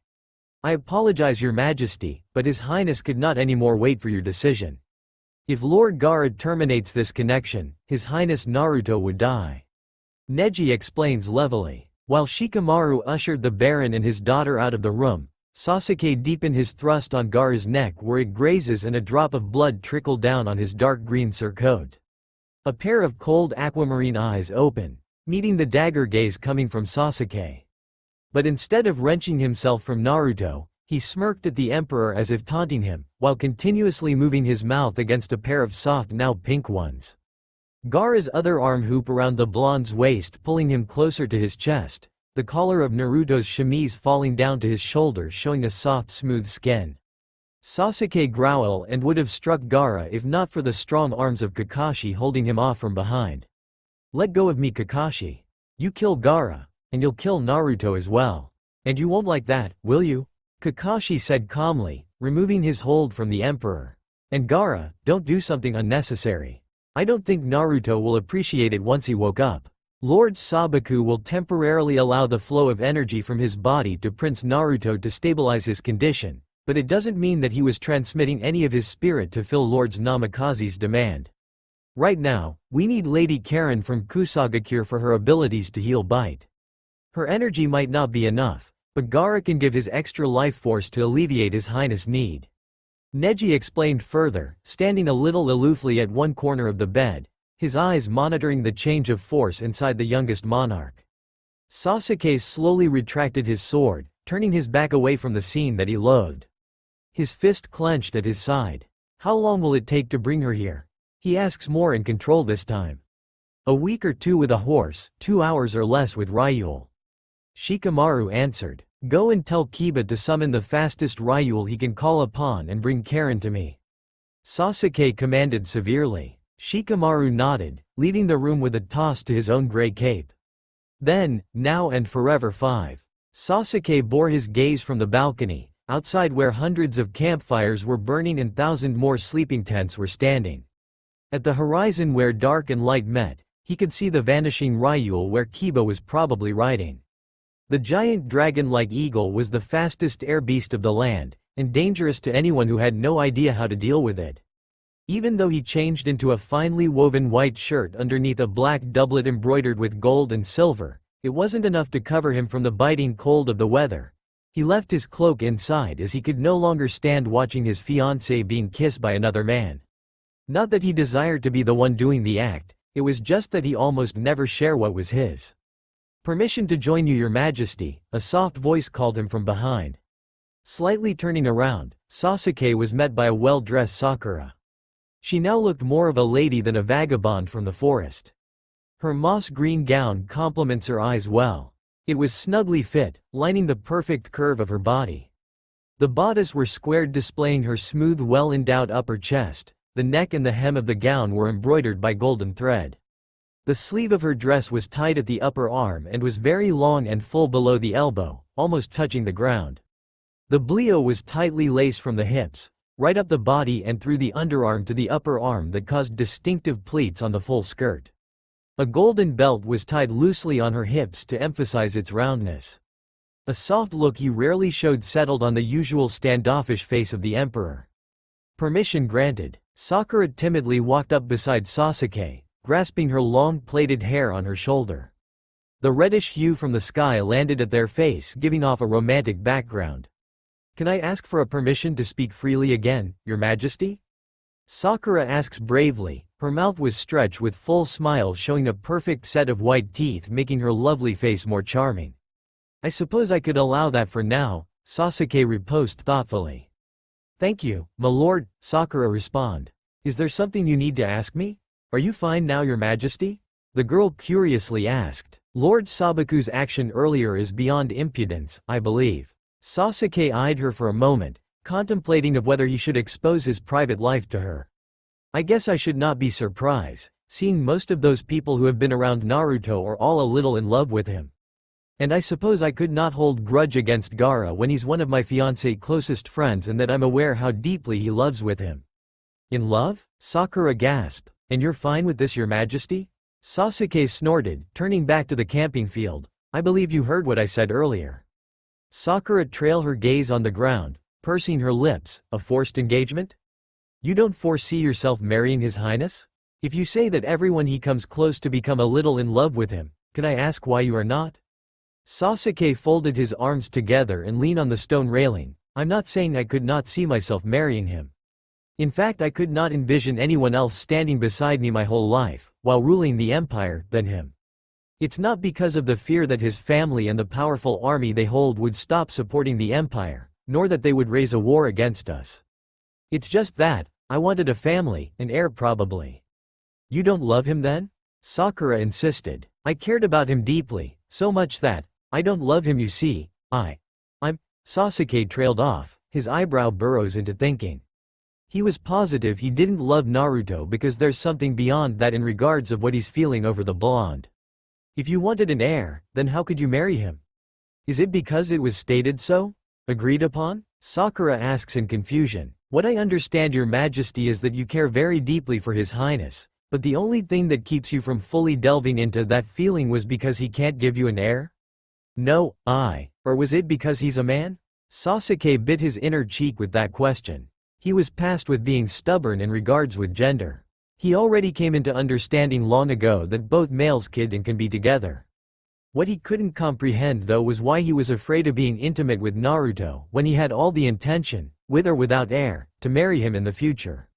Was it because he still wanted an heir, or was it more to experience a woman before succumbing into his denials? Honestly, his highness is very attractive. His features are more of a boy than a grown man, very innocent to a point one would thought he was decades younger than he already was. But I hear he's quite stubborn and a bit of a brat, is that correct your majesty? Sakura asks once again when her last question was ignored. Naruto's childish, loud, disobedient and irritating, that's true. Ungraceful at times and would join peasants' table when eating outside the palace. He's boyish and he lacks emotional restraint, always fighting for what he believes in. That's him, alright, doesn't sound too bad, Sakura compliments sincerely. Yes, I deduce that personality made him who he is. Sakura glanced warily to the emperor wondering if he's not really in love with his fiancée as he say he was. What flair you have, if I may ask? Sasuke added, changing the topic instantly. Healing. But I can't find an excellent teacher to help me at the moment. It's hard to improve when no one's around to help me. The lady of the house answered shyly. Do you want to come with us then to train? Sasuke offered generously. Is that fine your majesty? I don't think I'm the emperor, am I not? You could be Lady Tsunade's apprentice if you want. Sakura's eye widened at the said name.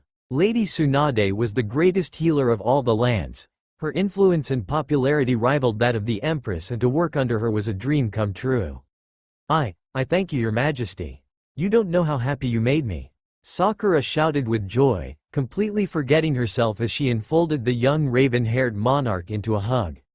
Sasuke's short surprise ended after a while when he got a whiff of that sweet womanly smell coming from the girl. With a faint smile, he settled his arms around her small waist and draws her small soft body closer to his. Unknowingly an owner of a bluish and green eye, respectively, and reddish-brown hair was watching them behind the shadow. A look of disapproval marring her face, when she turned away. The light of the nearby torch caught her olive-color skin and her distinguishable white medic surcoats on top of her velvet maroon gown. Her teeth were clenched and her eyes near slit with the anger that started to bubble within her. I'll make your life a living hell you whore, she whispered resentfully to the wind. That's all for now. If you enjoy this video, then please like, share and do comments.